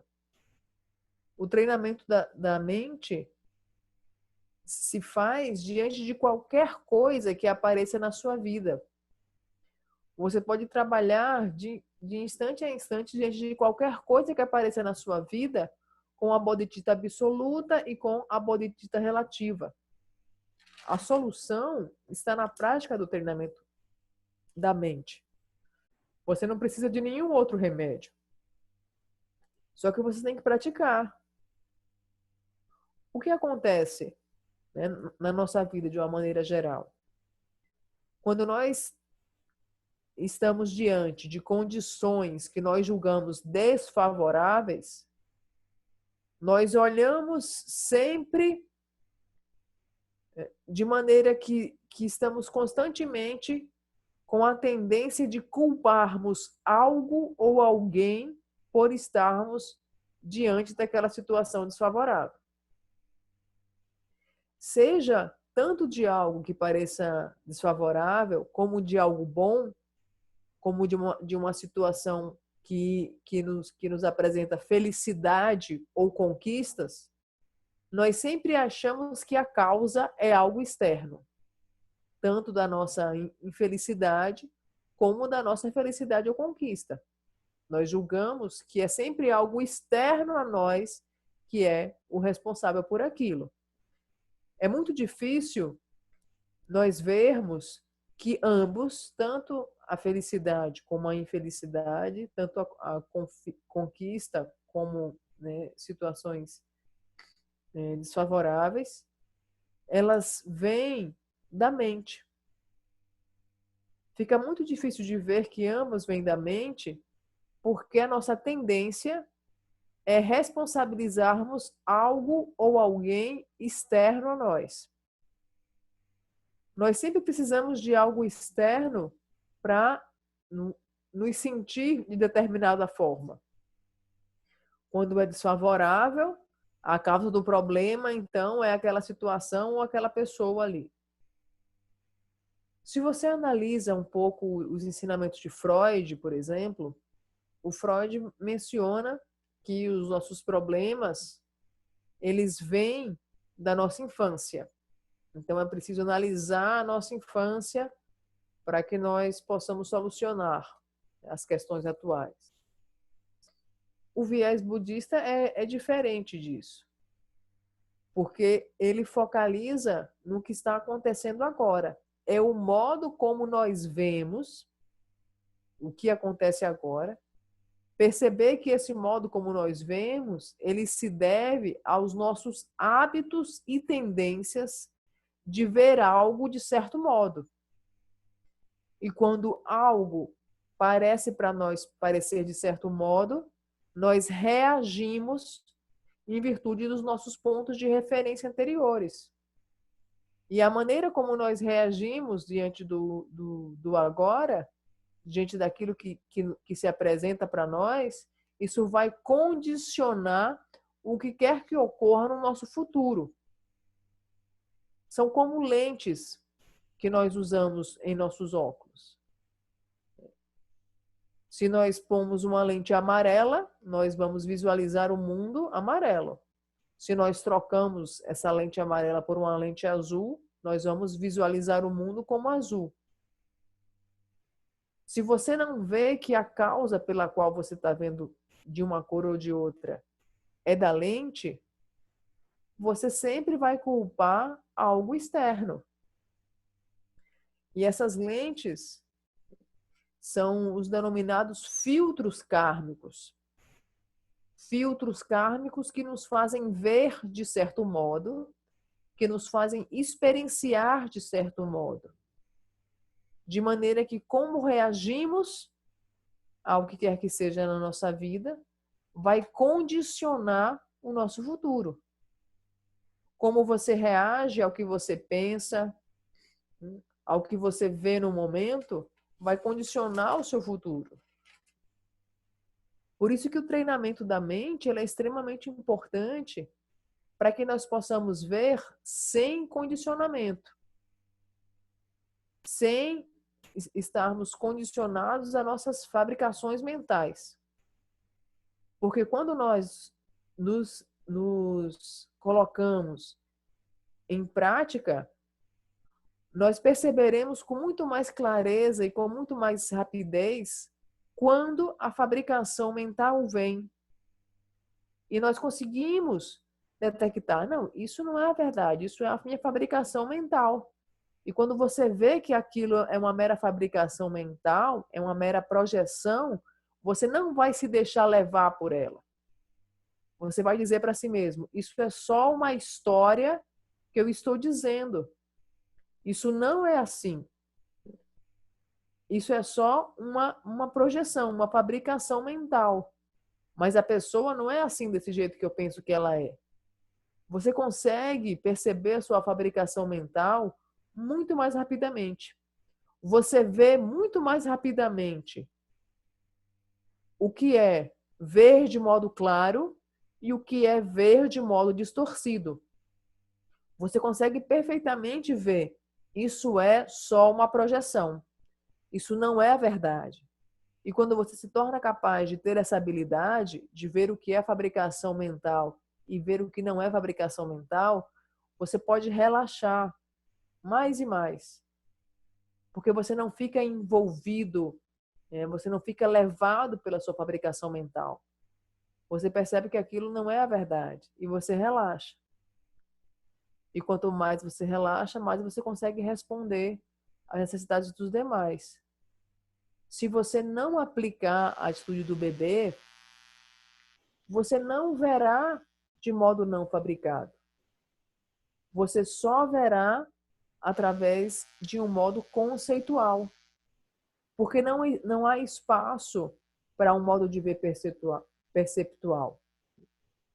E se você não aplica a atitude do bebê e simplesmente fica apenas cultivando esse modo de ver confuso e distorcido, esse vai passar a ser o seu único modo de ver.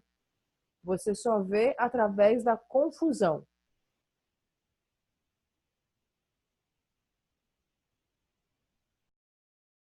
Sinceramente, seja uma prática de deidade, seja tractor, seja chamata, não fique sempre correndo atrás de algo novo. O tempo inteiro querendo algo novo, ensinamento novo, uma prática nova. Porque assim você não pratica com inteireza. Você não pratica, né, de maneira plena uma determinada prática. Você meramente fica correndo atrás de algo novo. E a nossa prática dessa forma, ficar correndo atrás sempre de alguma coisa nova, a nossa prática se torna muito materialista. E você fica se enganando, dizendo para si mesmo, eu estou no caminho budista, eu sou budista. Quando, na verdade, você não está.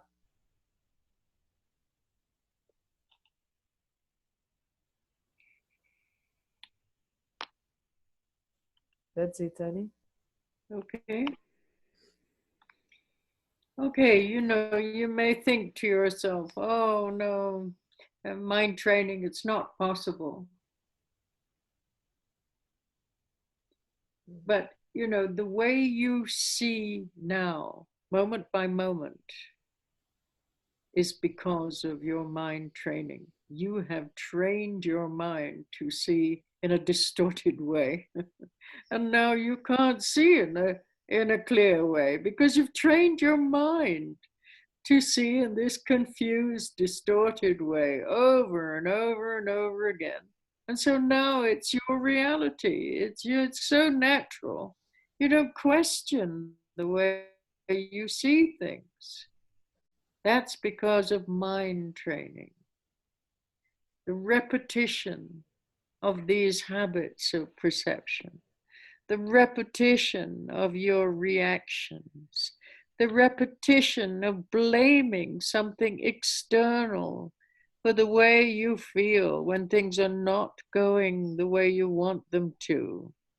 Always depending on something external in order to feel better or good in some ways, a little bit of pleasure.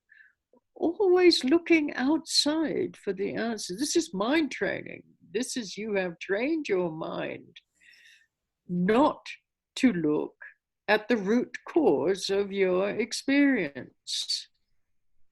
And so now, you know, we have to train our mind to actually alleviate the cause of suffering and really get to the cause of genuine happiness. So we have to change the way that we are cultivating these habits and tendencies. We have to weaken, first of all, we have to weaken our habits and tendencies, and slowly then we will eliminate these habits and tendencies, and we begin to see more and more clearly. Okay, Carla. Uhum.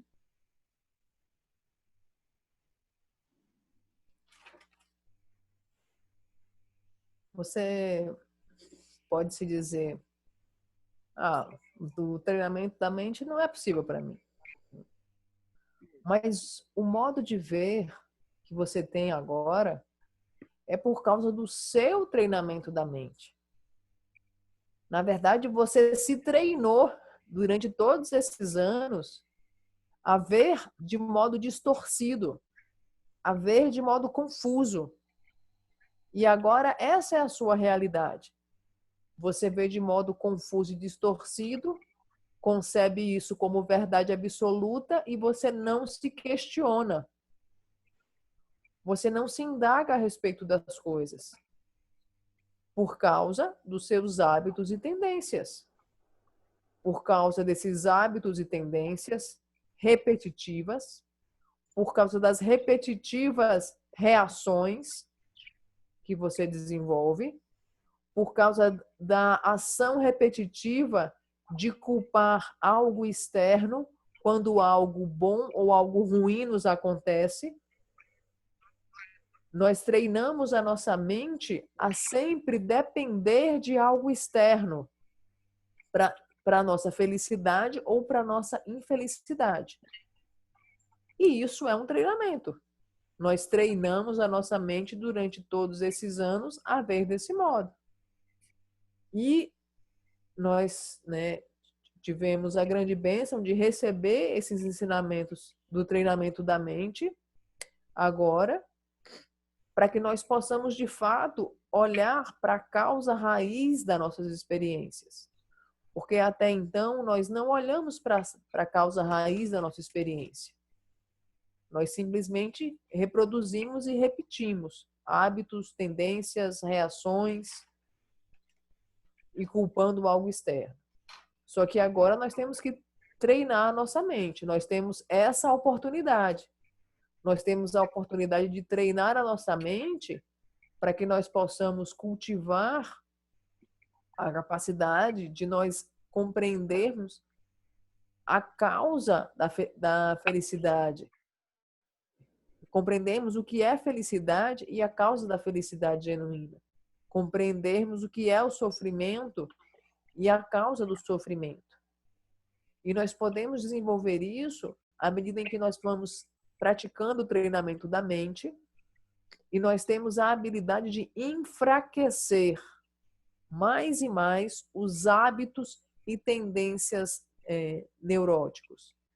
Nós vamos, com o treinamento da mente, enfraquecer esses hábitos e tendências e passaremos a ter uma capacidade de ver mais e mais claramente. É um treinamento da mente. That's it, Annie.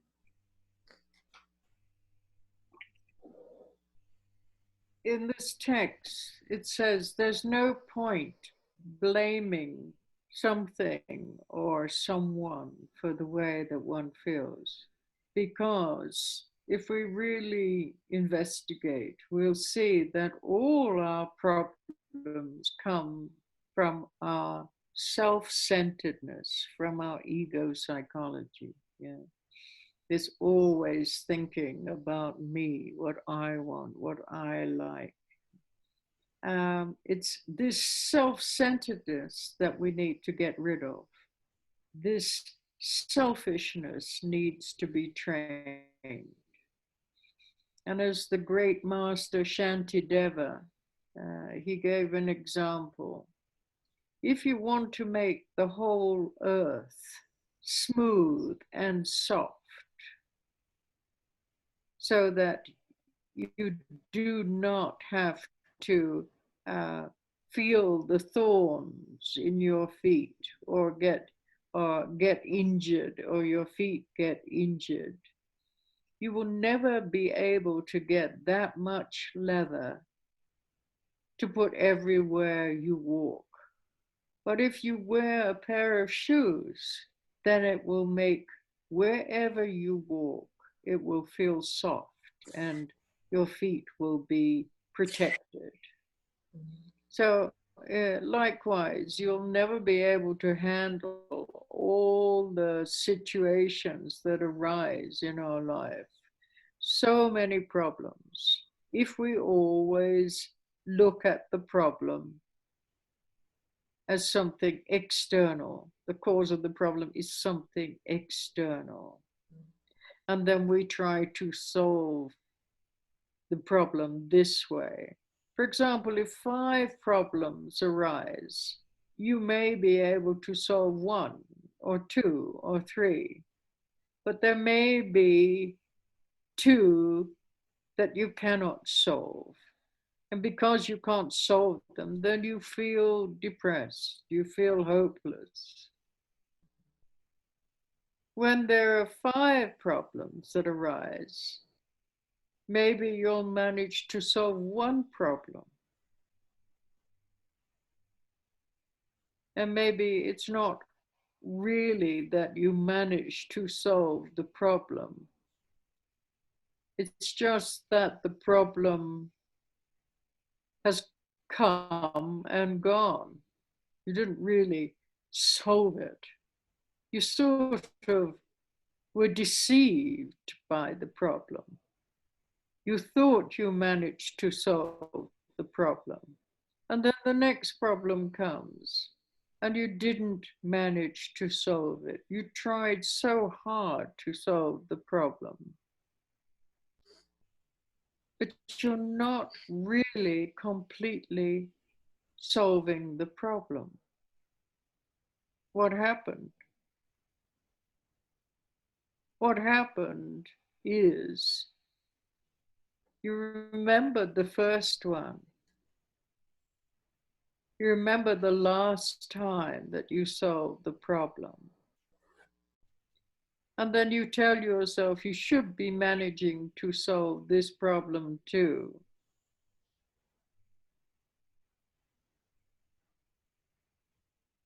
But you can't, yes? Because you're not getting to the cause of the problem. So there'll always be situations that are difficult to deal with.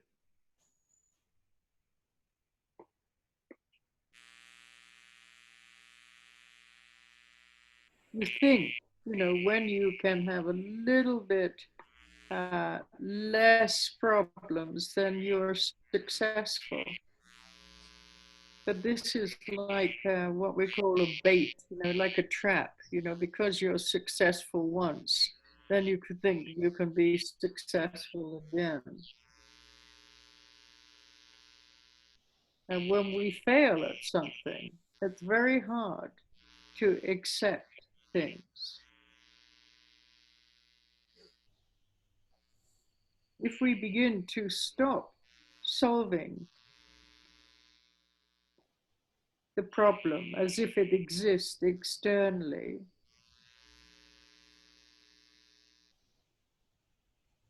then we will really be solving all our problems, because we're getting to the root cause of the problem. You understand this kind of example? If we continuously consider that the cause of the problem is something external, then we may be successful once or twice in solving the problem. And because we're successful, then we fool ourselves into believing that the cause of the problem is something external. So we still don't get to the root of the problem. We just generate the same habit of believing that the cause of the problem is something external. But when we work with one problem, really work with it and solve it completely by understanding that the source of the problem is our mental processes, how we're seeing, how we're interpreting, then we get confidence to look at the root cause of the problem. And then whatever arises, it becomes much easier to find the solution, because we're actually working with the root cause. We're not deceiving ourselves anymore that the cause is something external. Is that clear?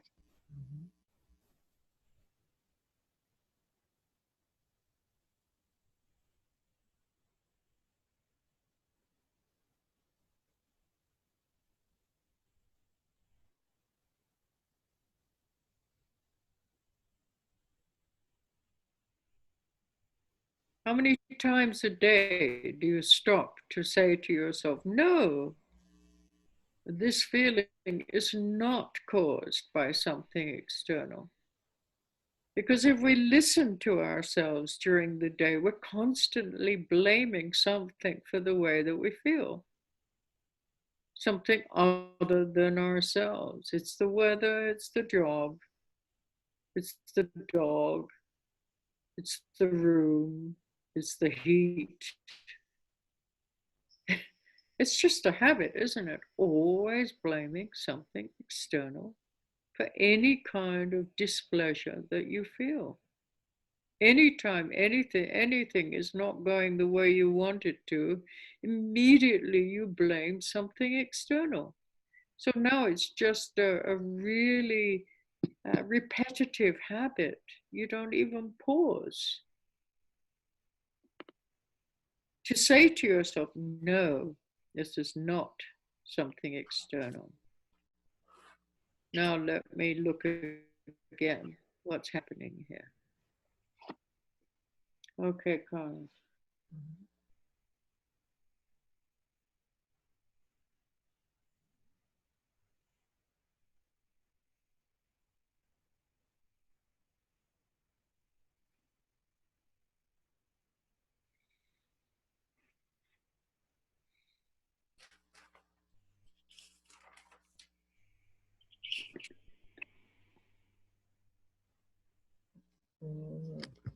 Nesse texto,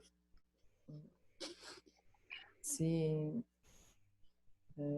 analisa que esse tópico em que nós reproduzimos esse comportamento de sempre culpar algo externo como sendo responsável pelo que nós estamos passando, nós estamos sentindo, tudo isso deriva, em especial, porque todos os nossos problemas vêm do nosso autocentramento, da nossa psicologia do ego. Sempre nos questionando o que é que eu quero, de que é que eu gosto. Esse autocentramento, ele precisa ser enfraquecido. E da mesma maneira que nós treinamos durante todos esses anos da nossa vida a sermos autocentrados, nós podemos treinar para enfraquecer esse autocentramento.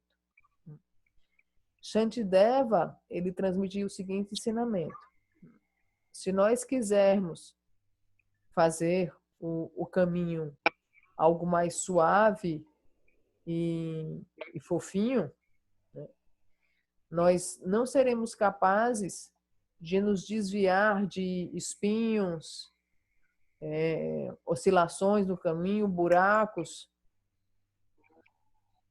Mas se você usar o sapato adequado no seu pé, o seu pé será protegido e a sua caminhada será muito mais suave. Você vai poder se proteger do que quer que seja que apareça nesse caminho. Da mesma maneira, é que se nós sempre olhamos para o problema como algo externo, e aí tentamos solucionar esse problema,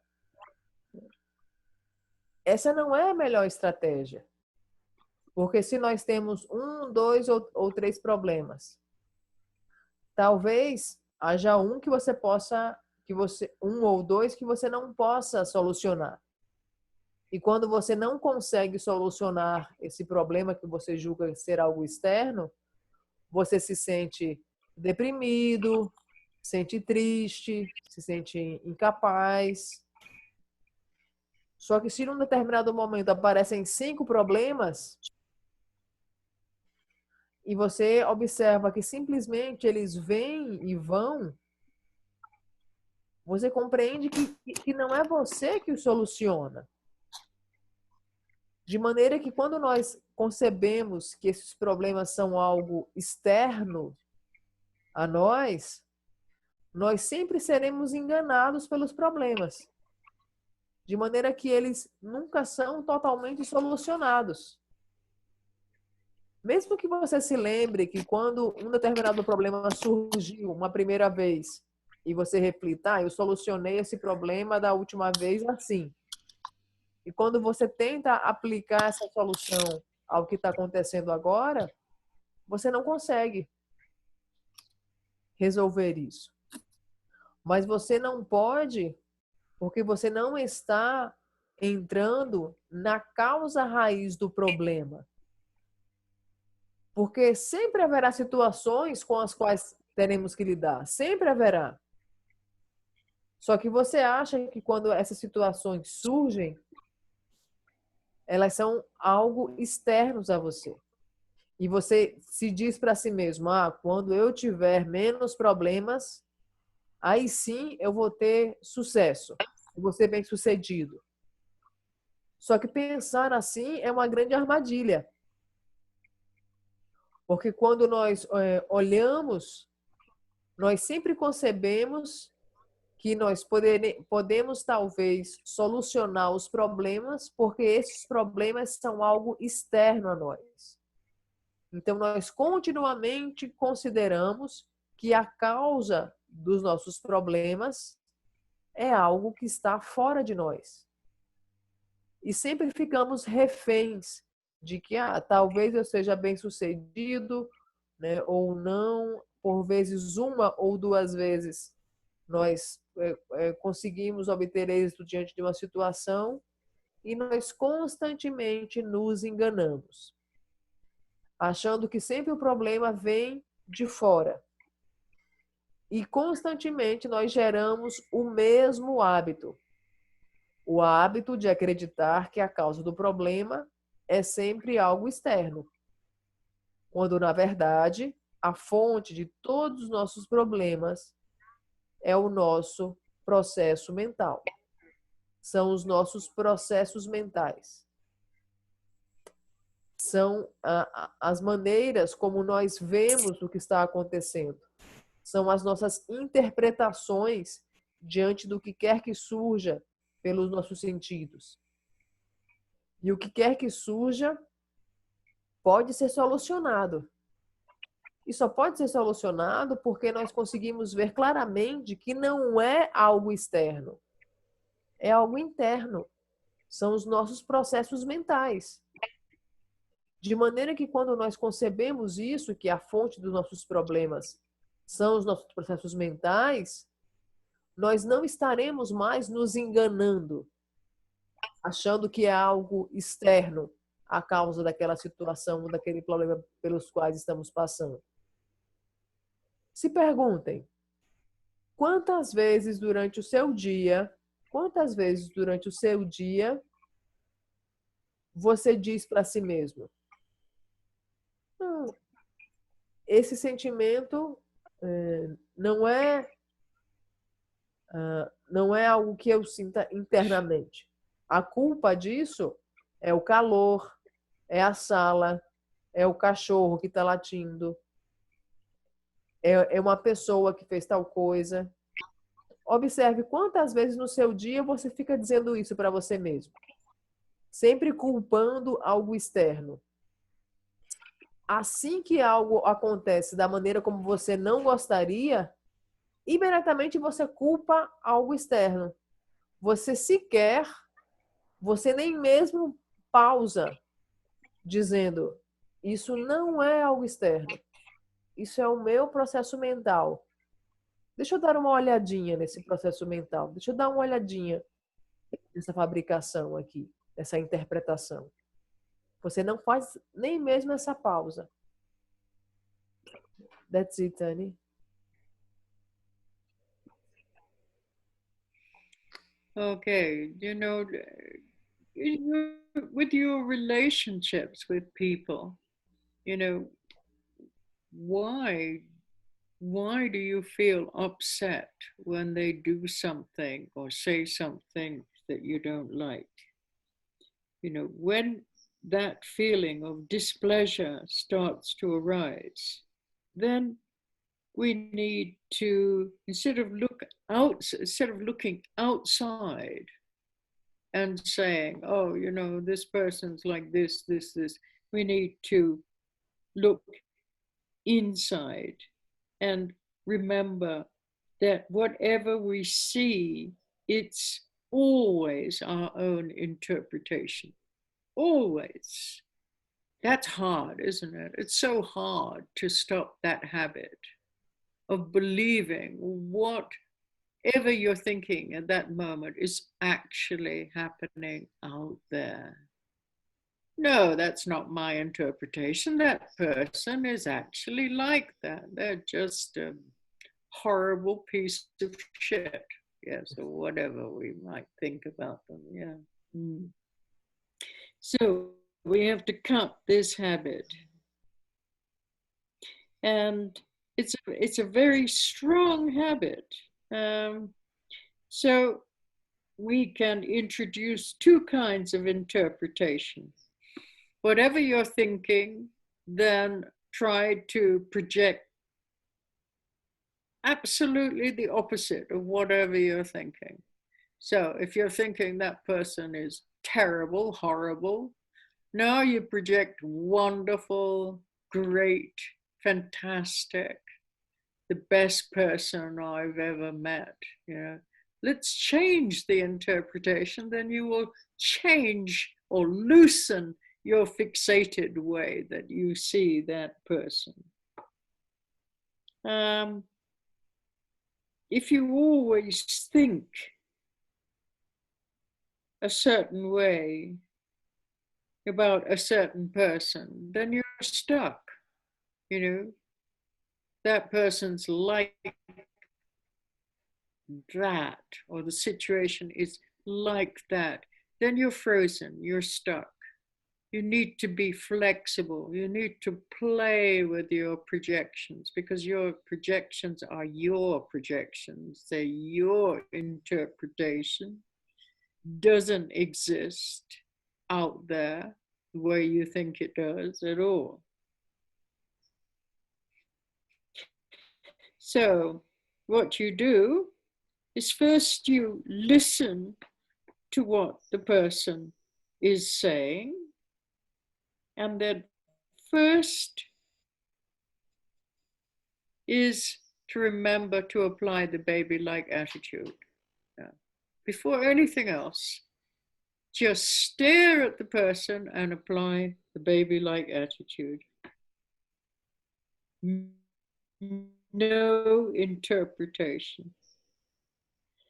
If you really want to interpret, then you need to interpret several different kinds of interpretation, not just one, but, oh, they're wonderful, they're beautiful, they're horrible, they're disgusting, they're this, they're that. Yeah, so don't just leave it at one. Don't just fixate on one interpretation, because then your perception is frozen.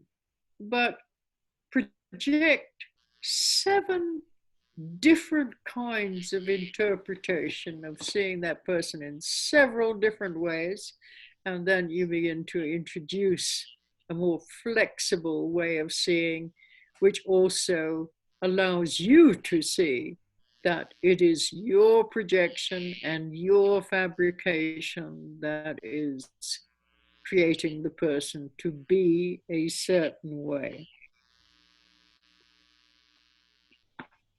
Don't get stuck. So instead of saying that person, what that person is saying means this, you have to say, well, it could mean that, or it could mean that, or it could mean that. Don't just leave it with one interpretation. You're loosening your fixation.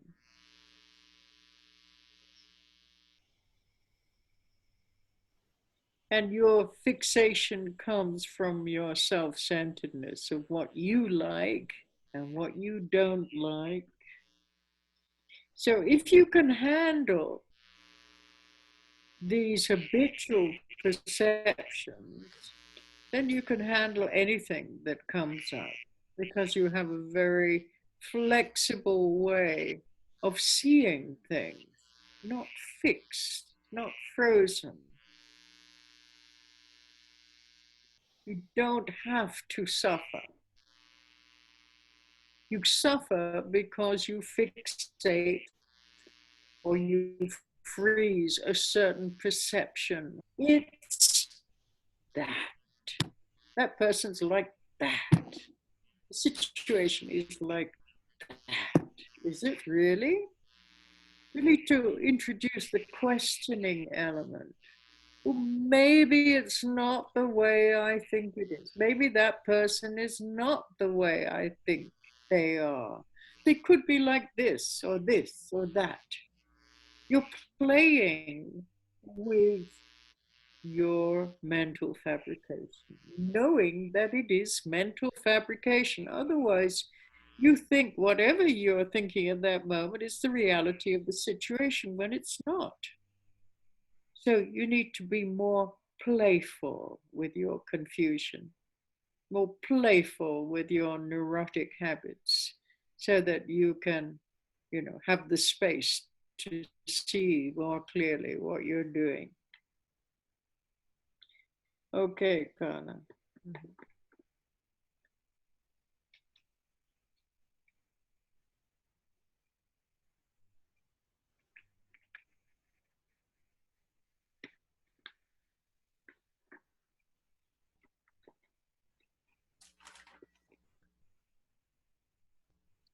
Então, essa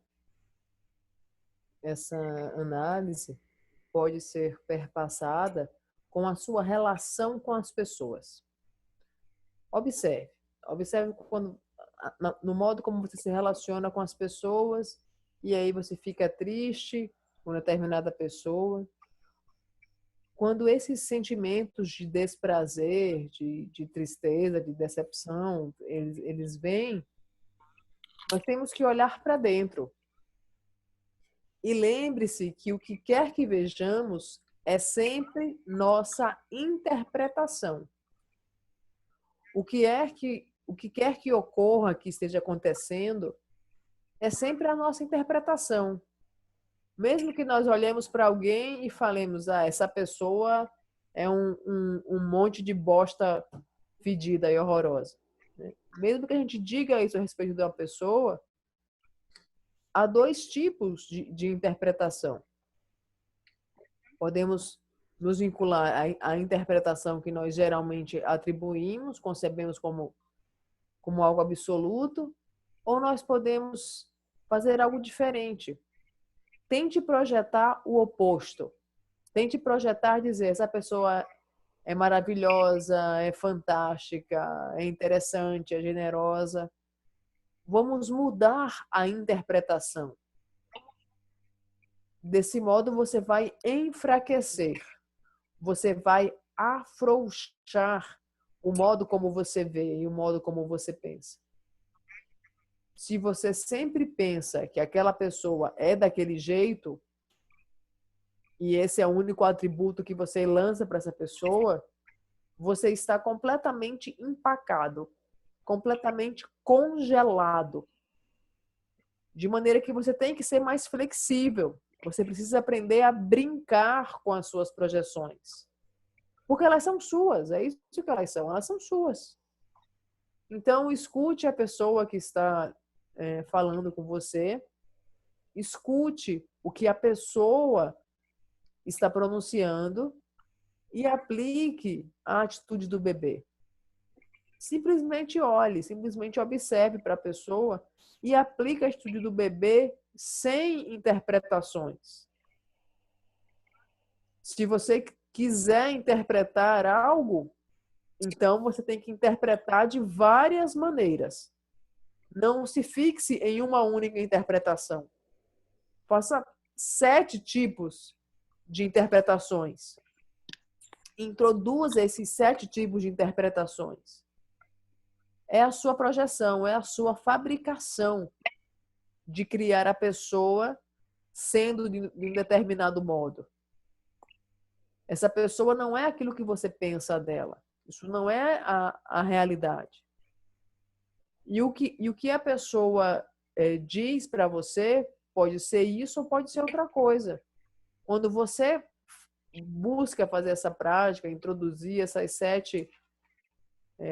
7 tipos diferentes de interpretação, lançar algo diferente, você está afrouxando, você está soltando a sua fixação.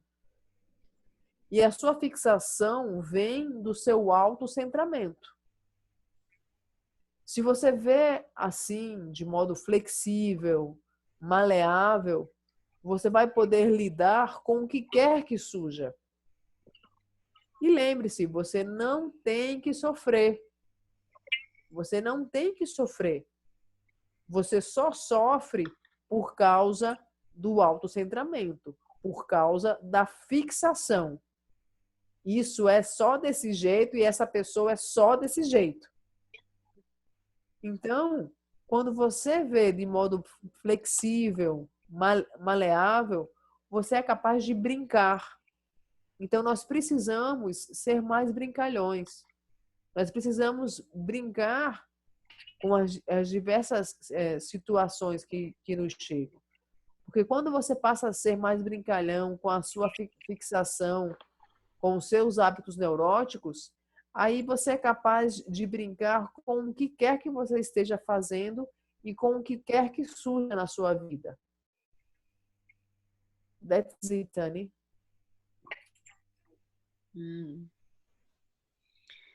Okay, so the external, the appearance of external problems are actually very positive, very good. So when we think there is an external problem, we have to see that this is a very positive appearance. Because without them, we'd never have a chance to practice our patience. You wouldn't even have a path. Huh? The so-called path, therefore, in general, all these phenomena that are arising are really so kind. You know, sentient beings who appear to be causing all these problems and all these negative feelings that we're facing. They're so kind. They are the source of our compassion. And in particular, your enemies or the people that hinder us. Hinder means causes obstacles or interfere with our wishes and our actions. They are the most kind people. Why? Because it is through them, through this relationship, you begin to realize the ability of patience. And we all have that, but we don't realize this because we have to have some kind of mirror. So, you know, us ladies should be thanking this kind of mirror that somebody invented so that we can at least see what we're doing, not just the mirror for the makeup. If you don't have a mirror, you'll never see what you look like.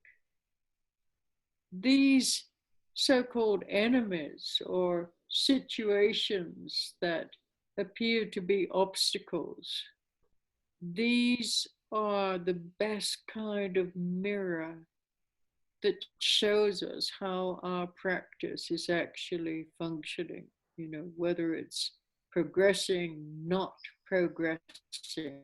It's the things that we don't like. They reflect back to us what we need to develop: the patience, the compassion, the understanding, the perseverance. All this is reflected back to us. So, you know, the difficult situations are, we could say, are the kindest situations as far as our path. They are the most positive situations. The challenges that we need to face, these bring the most positive results. When things are going the way we want them to, then we don't question anything. Everything's fine. No problem. No suffering, no nothing. No need to practice. Everything's fine. It's only when things are not going the way that we want them to, and people are not doing things the way we want them to, then we begin to see, you know, the qualities that we need to develop in order to work with these challenging situations. So these mirrors are the best kind of mirrors. All this will cause you to realize your ability that you need patience and that you have to develop patience more.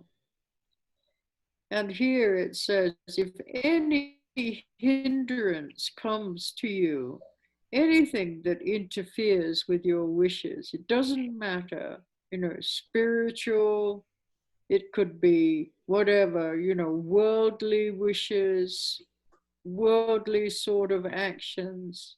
Anytime when there is a hindrance arising, an obstacle arising, then we need to think that this is a manifestation of our Guru.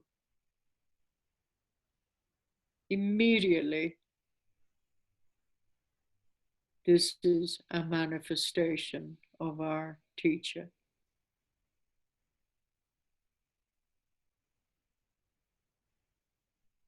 Coming to test our practice, to show us something that we need to learn. It's very important to make things personal.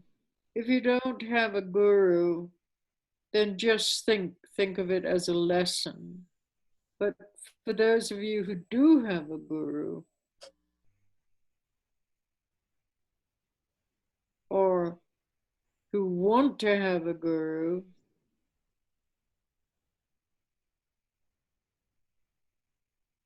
then, if you don't have a guru now, then just, make it more personal in the sense that it's a lesson that will make your practice become strong. And then if you do have a guru, then think that it's the manifestation of your guru or the Buddha or the Bodhisattva's manifestation, so that you can work with your obstacles.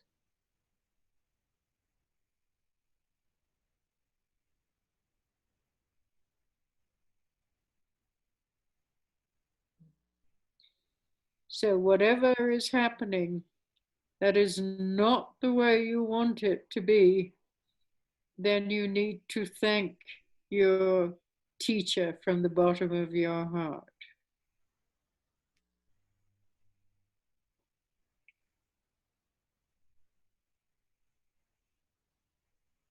Because it will be a wonderful mirror, a reflection for you to connect with your own inner wisdom nature.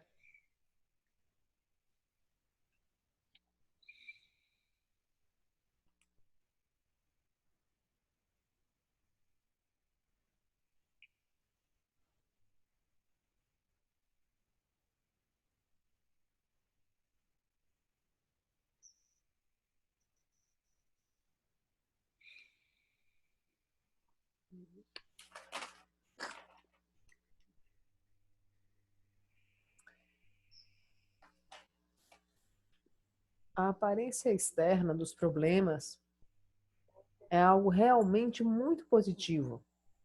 É muito bom. Quando achamos que é um problema externo, devemos ver que essa é uma aparência muito positiva. Porque se nós não estivéssemos diante desse problema, não haveria a oportunidade, por exemplo, de nós praticarmos a paciência. Se não houvessem essas resistências, se não houvessem esses problemas, se não houvesse essa resistência, se não houvesse esses problemas, nós não teríamos caminho. Não teríamos o que fazer. Quando dizemos seres sencientes, quando esses seres sencientes que aparentam ser a causa dos nossos problemas e a causa dos nossos sofrimentos surgem, nós precisamos compreender que isso é algo muito positivo, porque é a oportunidade de nós praticarmos. Em um nível mais profundo, os seus inimigos, aqueles que têm resistência e obstáculos, são as pessoas mais gentis e mais maravilhosas no seu caminho.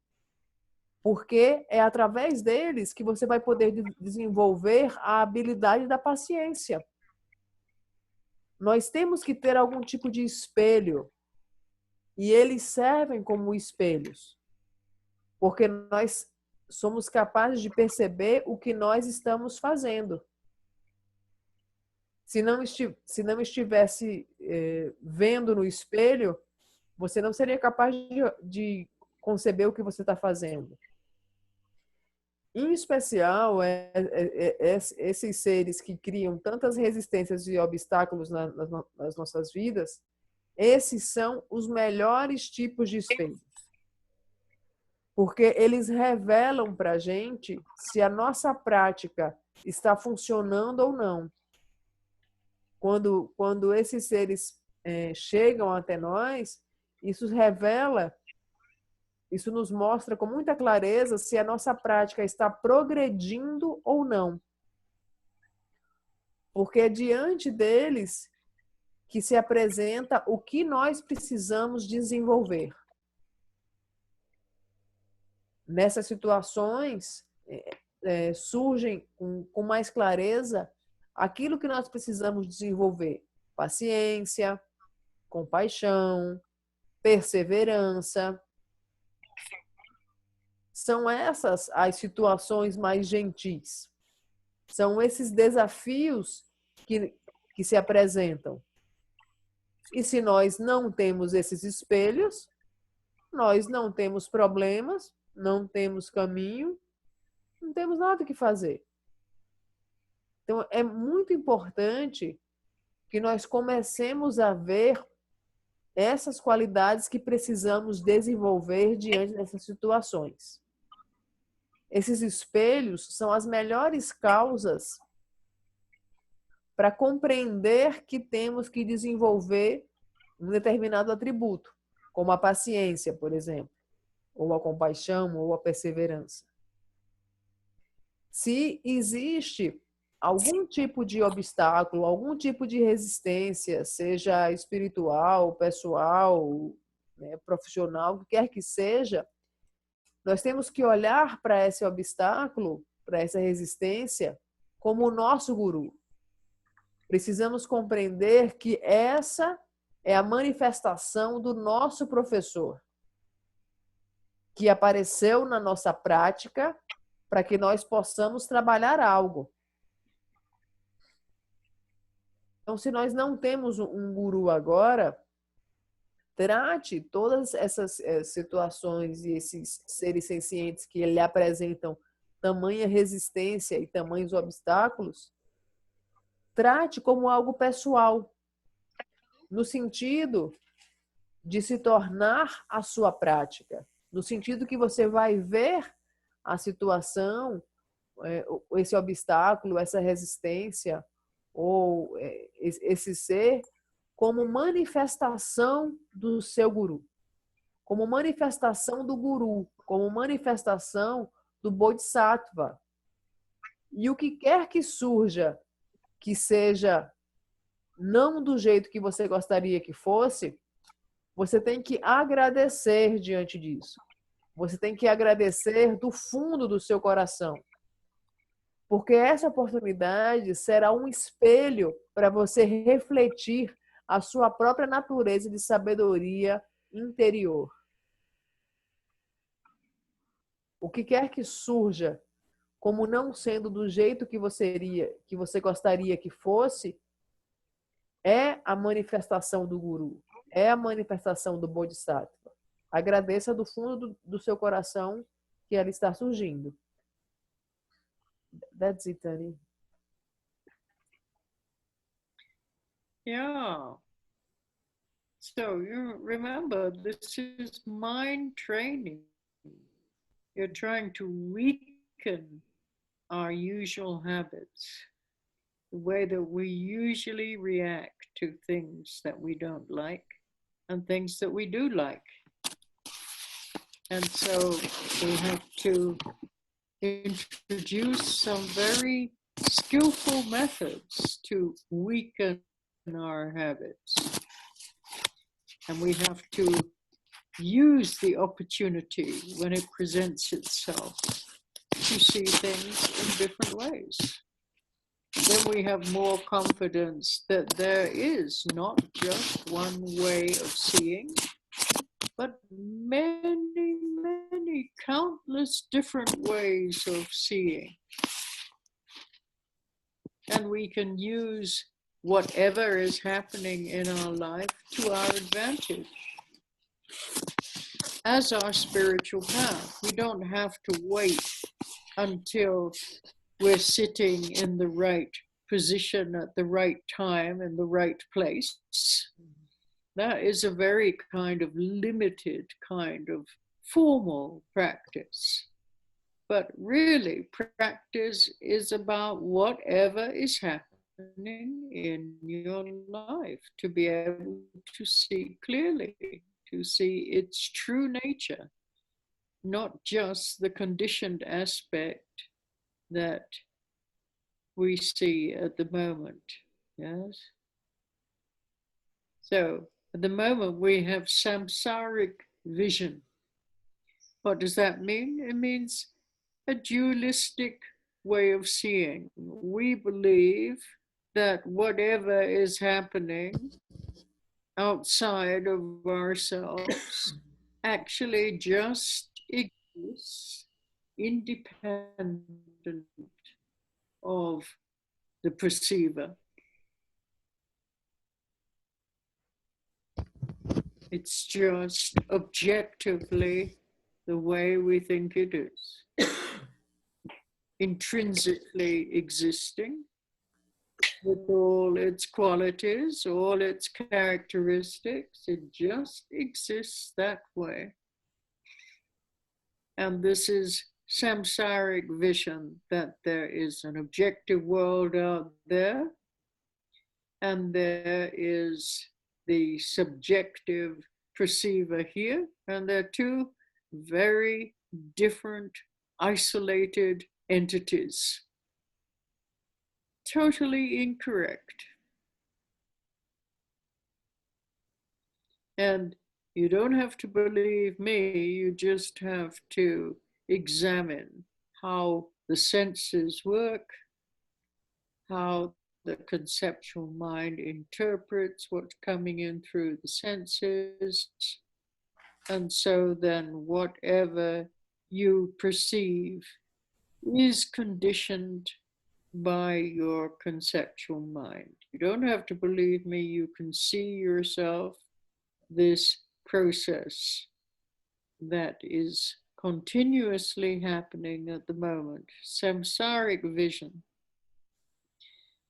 So only when we see the true nature of the appearances that are arising, then we are liberated from our projections.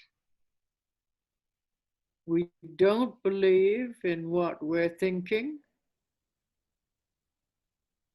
We can use our thoughts to communicate, but we are not controlled by our thought process like we are now. And this is nirvana, seeing the true nature of all appearances, not getting lost in your projections, not getting lost in mental fabrication.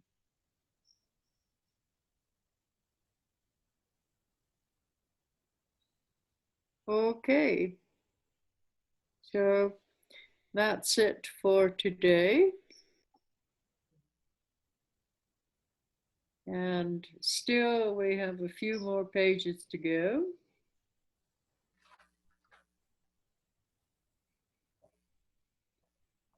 Yes, if we can practice this, my goodness, there will be a very profound transformation. And we will decrease the causes and conditions that result in suffering in our lives. Because you're really getting to the cause the root cause of suffering, not just the symptoms, but the root cause of suffering and unhappiness. Before, you were just working with the symptoms. And so the root was still there. So you were generating more and more causes and conditions for more and more suffering. So now we're getting to the root cause of our neurotic habits and tendencies. Wow, that's wonderful. Take out the root, and then it won't grow anymore. So everybody have a good week. And Romani, where is he? Romani, hello? All right, Romani. What about tomorrow evening is okay for you? I think we can talk just in WhatsApp. I'll get back to you. Maybe it's not necessary to arrange the time now. Okay, whatever you wish. I'm free tomorrow evening, I think. Yeah, so we can talk then. If anyone has questions, then please, either on WhatsApp or on my email. Depends how private it is. Yeah. And just keep looking. We need this curiosity to find out the truth. Yeah. Don't just accept things blindly. Really investigate to see if what I'm saying is true or not. Yeah. I'm not asking you to believe me. Don't just believe me. That's not enough at all. You really need to question what you're listening to here. Is it really true what she's saying? It could be a load of garbage. Yeah. Up to you to find out. Yeah. So, love to you all. Keep going. Keep going. Lembre-se, esse é o treinamento da mente. Diz respeito ao modo como nós reagimos. Nós somos introduzidos a vários métodos muito habilidosos. E nós precisamos compreender que nós podemos ver de um modo diferente. Há muitas maneiras diferentes de ver. E diante do que quer que surja, nós podemos agir tornando o que surja como algo vantajoso para nós, como sendo o nosso próprio caminho. Então, nós não temos que esperar para nós sentarmos em uma determinada posição, sob uma condição, num determinado lugar, em um determinado tempo. O que quer que ocorra na sua vida é o seu caminho espiritual. O que quer que ocorra na sua vida é uma oportunidade para você ver a verdadeira natureza, para você ver o aspecto não condicionado. No momento, nós temos o que chamamos de visão samsárica. Nós temos uma visão dualista. O que quer que exista, nós concebemos que existe fora de nós, que existe independentemente de um percebedor. E que o que quer que exista, exista só daquele jeito como nós pensamos que é. E intrinsecamente, o que quer que exista tem as suas características e as suas qualidades próprias de per si. Essa é uma visão samsárica, porque há um mundo objetivo lá fora e há um sujeito percebedor aqui, como se fossem duas entidades totalmente diferentes e totalmente independentes. E o que eu estou dizendo não é para ser acreditado como fé cega. Você precisa refletir. Como é que funcionam os seus sentidos? Como é que você reage diante das situações? E você vai observar que você está sendo condicionado pela sua mente conceitual. E essa visão samsárica continuamente fica acontecendo e se perpetuando. É só quando nós vemos a verdadeira natureza que nós nos libertamos dessa visão samsárica. É só quando nós vemos a verdadeira natureza que nós somos liberados das projeções. Só quando vemos a verdadeira natureza que nós passamos a não acreditar no que pensamos. Só quando vemos a nossa verdadeira natureza é que nós podemos usar os nossos pensamentos de maneira a comunicar, de maneira a responder às necessidades alheias. É só quando vemos a verdadeira natureza que nós não somos controlados pelos nossos pensamentos e pelas nossas projeções mentais. E quando nós somos capazes de ver a verdadeira natureza, isso é o que se chama de visão do nirvana, visão nirvânica. Porque você não fica mais perdido em suas projeções. Você não fica mais perdido nas suas fabricações mentais. Você não fica mais sendo levado e controlado pela sua mente. Porque nós passamos a ir mais profundamente nas causas e condições que geram sofrimento na nossa vida.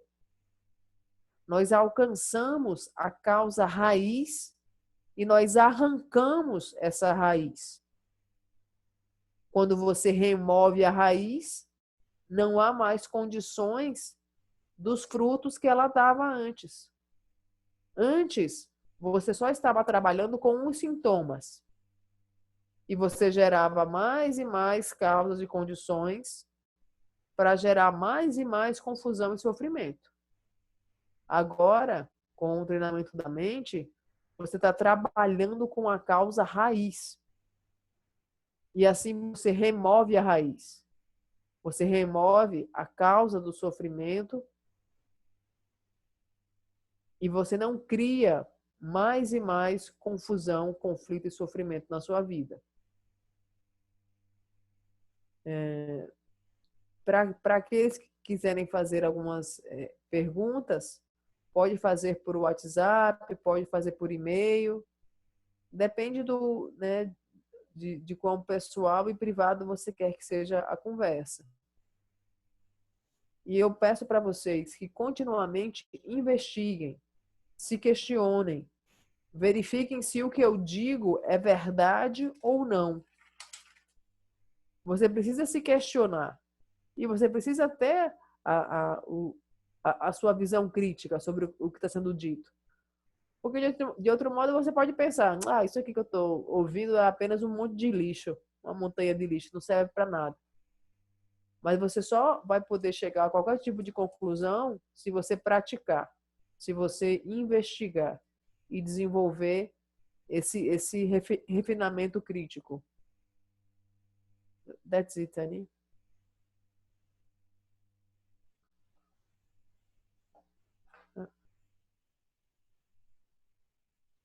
Tonight, I hope you all have a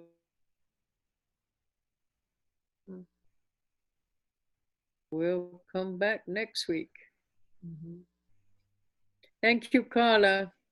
What's a good day for you, Carla? We can talk about on Tuesday. Chapter, chapter 2. I think. Huh? Tuesday. On Tuesday, 9:00 a.m. It's good. Is it good? All right, fine, lovely. Mm-hmm. Yes, thank you. I'll see you then, Carla. Okay. I think chapter 2 should be chapter 1, really. Okay. All right, love to you all. Okay. Bye for now. Bye, Ciao, Annie. ciao. Tchau, tchau a todos.